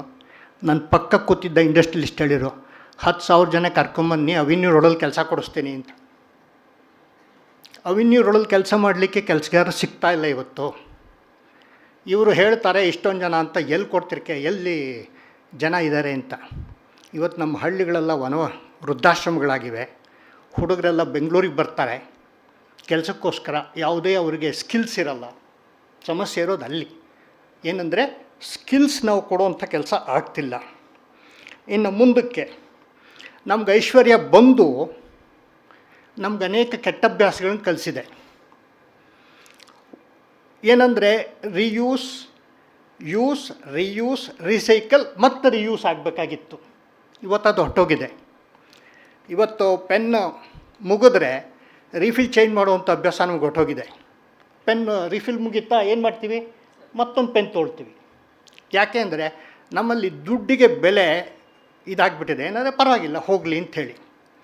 ಶತೋದನಿ ಗಣೇಶ್ ಅವ್ರು ಹೇಳಿದರು, ನಮ್ಮ ತಾಯಂದರು ಉಪಯೋಗಿಸೋ ಲಂಗ 6ನೇ 7ನೇ ಅವತಾರ ನೆಲ ಒರೆಸೋದು ಅಂಥೇಳಿ. ಅಂದರೆ ಬೇರೆ ಬೇರೆ ಎಲ್ಲ ಕೆಲಸಕ್ಕೂ ಉಪಯೋಗಿಸಿ ಕೊನೆಗೆ ಅದನ್ನು ನೆಲ ಒರೆಸೋಕ್ಕೆ ಉಪಯೋಗಿಸೋರು. ಇವತ್ತು ಆ ಸ್ಥಿತಿ ಇದೆಯಾ? ಇಲ್ಲ. ನಮ್ಮನೇದೇ ಹೇಳ್ತೀನಿ, ನಮ್ಮನೇಲಿ ನಾವು ಇರೋರು ಇಬ್ಬರು, ಹೆಂಡತಿಲ್ಲ ಕೂತಿಯಾಳೆ. ಏನು ಮಾಡ್ತೀವಿ, ಎಲ್ಲದಕ್ಕೂ ಮಿಷನ್ ಮೇಲೆ ಡಿಪೆಂಡ್ ಆಗಿದ್ದೀವಿ. ನಾವು ಇರೋರು ಇಬ್ಬರು, ಇನ್ನೆಷ್ಟು ಪಾತ್ರೆ ಇರ್ಬೋದು. ನಾನು ಹೇಳ್ತೀನಿ ನೀನೇ 4 ತೊಳ್ಕೊಂಬಿಡು, ಬೇಕಾದ್ರೆ ನಾನೂ ತೊಳಿತೀನಿ ಅಂಥೇಳಿ. ಇಲ್ಲ, ವಾಷಿಂಗ್ ಮಿಷಿದು ಡಿಶ್ ವಾಷರ್ ಅಲ್ಲಿ ಹಾಕಲೇಬೇಕು ನಿತ್ಯ. ಯಾಕೆ? ಇದೆ ನಮ್ಮ ಮನೇಲಿ. ಈ ರೀತಿ ನಮ್ಮಲ್ಲಿ ಏನು ಅವಶ್ಯಕತೆಗಿಂತ ಹೆಚ್ಚು ಎನರ್ಜಿಯನ್ನು ಯೂಸ್ ಮಾಡಬೇಕು ಅನ್ನೋ ಸ್ವಭಾವ ನಾವು ಬೆಳೆಸ್ಕೊಂಡಿದ್ದೀವಿ. ಪರವಾಗಿಲ್ಲ, ದುಡ್ಡು ಕಟ್ಟಕ್ಕೆ ತಾಕತ್ತಿದೆ. ಈ ಮನೋಭಾವ ಬದಲಾಗಬೇಕು. ಇದೆಲ್ಲ ಆದಾಗ ಮಾತ್ರ ನಾವು ಈ ಬದಲಾವಣೆಗಳನ್ನು ನೋಡಲಿಕ್ಕೆ ಸಾಧ್ಯ ಆಗುತ್ತೆ. ಇದಕ್ಕೆಲ್ಲದಕ್ಕಿಂತ ಮುಖ್ಯವಾಗಿ ಪಬ್ಲಿಕ್ ಡಿಬೇಟ್ಗಳು ಜಾಸ್ತಿ ಆಗಬೇಕು, ಜನಗಳಲ್ಲಿ ಅವೇರ್ನೆಸ್ ಜಾಸ್ತಿ ಆಗಬೇಕು. ಯಾರು ಈ 3 ಜನ ಕೆಲಸ ಮಾಡ್ತಾರಲ್ಲ, ಈ ಥರದ ಕೆಲಸ ಮಾಡ್ತಕ್ಕಂಥ ಸಕ್ರಿಯವಾಗಿ ಇನ್ವಾಲ್ವ್ ಆಗ್ತಕ್ಕಂಥ ಜನರ ಸಂಖ್ಯೆ ಹೆಚ್ಚಬೇಕು. ಆಗ ಮಾತ್ರ ನಾವೇನಾದ್ರು ಸಾಧನೆ ಮಾಡಲಿಕ್ಕೆ ಸಾಧ್ಯ ಆಗುತ್ತೆ. ಮತ್ತು ಕೊನೆಗೆ ಮಹಾತ್ಮ ಗಾಂಧಿಯವರು ಹೇಳಿದ್ದೊಂದು ನೆನಪಿಸ್ಕೊಂಡು ನಾನು ಹೊನ್ನಾರ್ಪಣೆಗೆ ಹೋಗ್ತೀನಿ. ಏನು ಅಂದರೆ, ಈ ಭೂಮಿ, ಪೃಥ್ವಿ, ಮದರ್ ಅರ್ತ್ ನಮ್ಮ ಎಲ್ಲ ಅವಶ್ಯಕತೆಗಳನ್ನು ಪೂರೈಸಬಲ್ಲಳು. ಆದರೆ ನಮ್ಮ ದುರಾಸೆಗಳನ್ನ, ನಮ್ಮ ವಾಂಟ್ಸ್ ಅನ್ನೋ ಪದನ ಕ್ಷಿತಿಜ್ ಅವರು ಉಪಯೋಗಿಸಿದರು. ನಮ್ಮ ವಾಂಟ್ಸ್ ಅಲ್ಲ, ನಮ್ಮ ಬೇಸಿಕ್ ನೆಸೆಸಿಟೀಸ್ ಅನ್ನೋದನ್ನು ನಾವು ಅರ್ಥ ಮಾಡ್ಕೋಬೇಕು. ಹೆಚ್ಚು ಈ ದಿಕ್ಕಲ್ಲಿ ನಾವು ಪ್ರಯತ್ನ ಹಾಕಿದರೆ ಮುಂದೆ ಬರ್ತಕ್ಕಂಥ ನಮ್ಮ ಮಕ್ಕಳು ಮೊಮ್ಮಕ್ಕಳು ಕೂಡ ಬೆಂಗಳೂರಲ್ಲಿ ಚೆನ್ನಾಗಿರ್ಬೋದು ಅಂತ ಭಾವಿಸ್ತೇನೆ. ನೆನ್ನೆ ಉಲ್ಲೇಖ ಆಯಿತು, ಹಿಂದೆ ಡಿಸೆಂಬರಲ್ಲಿ 0 ಡಿಗ್ರಿ ಟೆಂಪ್ರೇಚರ್ ಬೆಂಗಳೂರಲ್ಲಿ ಇರ್ತಿತ್ತು ಅಂತ. ಇವತ್ತು ಆ ಸಾಧ್ಯತೆ ಇಲ್ಲವೇ ಇಲ್ಲ. ಕೊನೆಗೆ ನರೇಶ್ ಅವರು ಹೇಳಿದಾಗೆ ಬೆಂಗಳೂರನ್ನು ಸ್ಟೇಟ್ ಕ್ಯಾಪಿಟಲ್ ತೆಗೆದು ಚಳ್ಳಕೆರೆಗೋ ದಾವಣಗೆರೆಗೋ ರಾಜ್ಯದ ಮಧ್ಯಭಾಗಕ್ಕೆ ನಾವು ಶಿಫ್ಟ್ ಮಾಡಿದರೆ ಅನೇಕ ಸಮಸ್ಯೆಗಳು ಪರಿಹಾರ ಆಗುತ್ತೆ. ಮತ್ತು ಇನ್ನೊಂದು 50 ವರ್ಷ ಬೆಂಗಳೂರು ವಾಸ ಮಾಡೋ ಸ್ಥಿತಿಲಿರುತ್ತೆ ಅಂಥೇಳಿ ನಾನು ಭಾವಿಸ್ತೇನೆ. ಇಂಥ ಒಂದು ಒಳ್ಳೆಯ ವಿಷಯವನ್ನು ನಮ್ಮ ಮಧ್ಯೆ ಉಲ್ಲೇಖ ಮಾಡಿದಂಥ, ಅದರ ಬಗ್ಗೆ ಹೆಚ್ಚಿಗೆ ಬೆಳಕು ಚೆಲ್ಲಿದಂಥ, ವಿಷಯದಲ್ಲಿ ತಜ್ಞತೆ ಇರತಕ್ಕಂಥ ನರೇಶ್ ನರಸಿಂಹನ್ ಅವರಿಗೆ ಸಂಸ್ಥೆಯ ಪರವಾಗಿ ಅನಂತ ಧನ್ಯವಾದಗಳನ್ನು ಸಮರ್ಪಿಸ್ತೇನೆ. ಸಂಸ್ಥೆಯ ಅಧ್ಯಕ್ಷರಾದಂಥ ನಮ್ಮ ಡಾಕ್ಟರ್ ಸತ್ಯವತಿ ಮೇಡಮ್ ಇದ್ದಾರೆ, ಅವರು ನೆನಪಿನ ಕಾಣಿಕೆ ಕೊಡಬೇಕು ಅಂತ ಕೇಳ್ಕೊಳ್ತೇನೆ.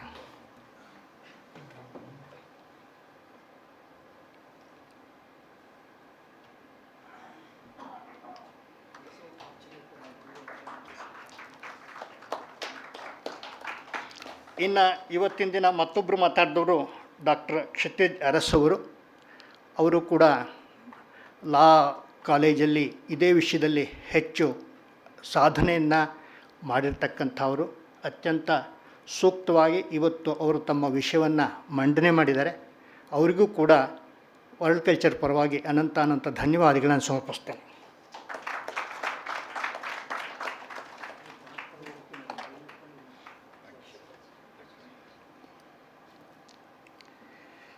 ಇನ್ನು ಮೂರನೆಯವರು ಭಾರ್ಗವಿ ಎಸ್ ರಾವ್ ಅವರು. ನಮ್ಮದೇ ಭಾಷೆಯಲ್ಲಿ ಹೇಳಬೇಕು ಅಂದರೆ ಬಸವನಗುಡಿ ಹೆಣ್ಮಗಳು. ಹಾಗಾಗಿ ಅವರು ಕೂಡ ಈ ಮನೆಯಲ್ಲಿತ್ತು, ಇಲ್ಲಿ ಬಸವನಗುಡಿಲಿ ಅಜ್ಜಿ ಮನೆ. ಹಾಗಾಗಿ ಬಸವನಗುಡಿಯ ಹೆಣ್ಣುಮಗಳು. ಬಸವನಗುಡಿ ಮತ್ತು ಇಂಡಿಯನ್ ಇನ್ಸ್ಟಿಟ್ಯೂಟ್ ಆಫ್ ವರ್ಲ್ಡ್ ಕಲ್ಚರ್ಗೆ ಅತ್ಯಂತ ಅವಿನಾಭಾವ ಸಂಬಂಧ. ಹಾಗಾಗಿ ಯಾರಾದರೂ ಸ್ಪೀಕರ್ಸ್ ನಾವು ಬಸವನಗುಡಿಯವರು ಬಂದರೆ ಅದನ್ನು ವಿಶೇಷವಾಗಿ ನಾವು ಅತ್ಯಂತ ಹೆಮ್ಮೆಯಿಂದ ಜ್ಞಾಪಿಸ್ಕೊತೀವಿ. ಅದೇ ರೀತಿ ಇವತ್ತಿನ ದಿನ ನಮ್ಮ ಮಧ್ಯೆ ಭಾರ್ಗವಿ ಎಸ್ ರಾವ್ ಅವರಿದ್ದಾರೆ. ಈ ಕ್ಷೇತ್ರದಲ್ಲಿ ಸಕ್ರಿಯವಾಗಿ ಅನೇಕ ವರ್ಷಗಳಿಂದ ತೊಡಗಿಸ್ಕೊಂಡು, ವಿಶೇಷವಾಗಿ BBMP ಪೌರ ಕಾರ್ಮಿಕರ ಜೊತೆನೂ ಗುರುತಿಸ್ಕೊಂಡು ಅವರಿಗೆ ಅನೇಕ ಟ್ರೈನಿಂಗ್ಗಳನ್ನು ಮತ್ತು ಈ ಬೆಂಗಳೂರು ಚೆನ್ನಾಗಿರಲಿಕ್ಕೆ ತಮ್ಮದೇ ಆದ ರೀತಿಯಲ್ಲಿ ಕೊಡುಗೆಯನ್ನು ಕೊಡ್ತಿದ್ದಾರೆ. ಅವರಿಗೂ ಕೂಡ ಅನಂತ ಧನ್ಯವಾದಗಳು.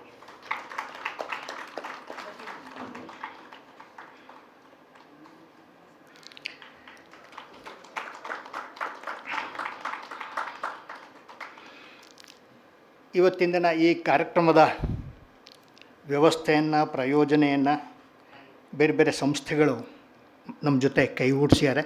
ಅದರಲ್ಲಿ ಒಂದು ಫಿಲಮ್ ಸೊಸೈಟಿ, ಮತ್ತಿನ್ನೊಂದು ಗಮನ ವುಮನ್ಸ್ ಕಲೆಕ್ಟಿವ್, ಮರುಪಾಕಂ, ಈ ಎಲ್ಲ ಸಂಸ್ಥೆಗಳಿಗೂ ಕೂಡ ಅನಂತ ಗಮನ ಎಲ್ಲ ಸಂಸ್ಥೆಗಳಿಗೂ ಕೂಡ ನಾನು ಅನಂತ ಧನ್ಯವಾದಗಳನ್ನು ಸಮರ್ಪಿಸ್ತೇನೆ.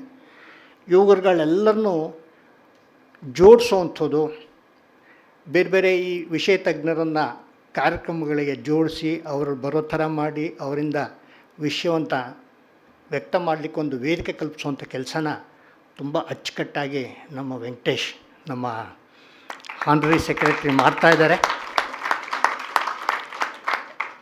ಒಂದು ಈ ಥರದ ಕಾರ್ಯಕ್ರಮ ಸಂಘಟನೆ ಮಾಡೋದು ಎಷ್ಟು ಕಷ್ಟ ಅನ್ನೋದು ತಮಗೆಲ್ಲರಿಗೂ ಗೊತ್ತಿದೆ, ನನಗೂ ತುಂಬ ಚೆನ್ನಾಗಿ ಗೊತ್ತಿದೆ. ಹೀಗಾಗಿ ಈ ಸಂಗತಿಗಳನ್ನು ಅತ್ಯಂತ ಸಮರ್ಪಕವಾಗಿ ಮಾಡ್ತಿರ್ತಕ್ಕಂಥ ವೆಂಕಟೇಶ್ ಅವರಿಗೆ ಮತ್ತು ಇವತ್ತಿನ ಕಾರ್ಯಕ್ರಮವನ್ನು ಅಷ್ಟೇ ಅಚ್ಚುಕಟ್ಟಾಗಿ ನಡೆಸ್ಕೊಟ್ಟಿದ್ದಾರೆ. ಅವ್ರಿಗೂ ಕೂಡ ಅನಂತ ಧನ್ಯವಾದಗಳನ್ನು ಸಮರ್ಪಿಸ್ತೀನಿ. ಮತ್ತು ಈ ಪರಿಸರ ದಿನಾಚರಣೆ ಅಂಗವಾಗಿ ನಾವು 3 ದಿನದ ಕಾರ್ಯಕ್ರಮ ಯೋಚನೆ ಮಾಡಿತ್ತು. 2 ದಿನ ಫಿಲಮ್ ಶೋ, ಅದಾದಮೇಲೆ 2 ಲೆಕ್ಚರ್, ಇದು ಗ್ರೂಪ್ ಡಿಸ್ಕಷನ್, ಮತ್ತು ಪರಿಸರಕ್ಕೆ ಸಂಬಂಧಪಟ್ಟಂತೆಯೇ ಪೋಸ್ಟರ್ಸ್ ಎಕ್ಸಿಬಿಷನ್ 15 ದಿನಗಳ ಕಾಲ, ಮತ್ತು 3 ದಿನ ಚಲನಚಿತ್ರ ಪ್ರದರ್ಶನ. ನಿನ್ನೆ ಇವತ್ತು ಚಲನಚಿತ್ರ ಪ್ರದರ್ಶನ ಆಯಿತು, ನಾಳೆ ಕೂಡ ಇರುತ್ತೆ, ಬಂದು ಅದನ್ನು ಕೂಡ ಸವಿಯಬಹುದು ಅಂಥೇಳಿ ನಾನು ಹೇಳ್ತೀನಿ. ಅದಾದ ನಂತರ ಸಂಜೆ ಒಂದು ಭರತನಾಟ್ಯ ಕೂಡ ಇರುತ್ತೆ. ತಾವೆಲ್ಲರೂ ಬಂದು ಭಾಗವಹಿಸಿ ಕಾರ್ಯಕ್ರಮವನ್ನು ಯಶಸ್ವಿ ಮಾಡಬೇಕು ಅಂತೇಳಿ ಪ್ರಾರ್ಥಿಸ್ಕೊಳ್ತೇನೆ. ಇವತ್ತಿನ ಕಾರ್ಯಕ್ರಮಕ್ಕೆ ಆಸಕ್ತರು ಬಂದಿರುವಂಥದ್ದು ಅತ್ಯಂತ ಹೆಮ್ಮೆಯ ಸಂಗತಿ, ಸಂತೋಷ ಸಂಗತಿ, ಮತ್ತು ಅನೇಕರು ಇದನ್ನು ಯೂಟ್ಯೂಬಲ್ಲಿ ಕೂಡ ನೋಡ್ತಾರೆ ಅಂತ ಭಾವಿಸ್ತೀನಿ. ಎಲ್ಲರಿಗೂ ಕೂಡ Indian institute of world culture ಪರವಾಗಿ ಅನಂತ ಧನ್ಯವಾದಗಳನ್ನ ಸಮರ್ಪಿಸ್ತೇನೆ. ನಮಸ್ಕಾರ.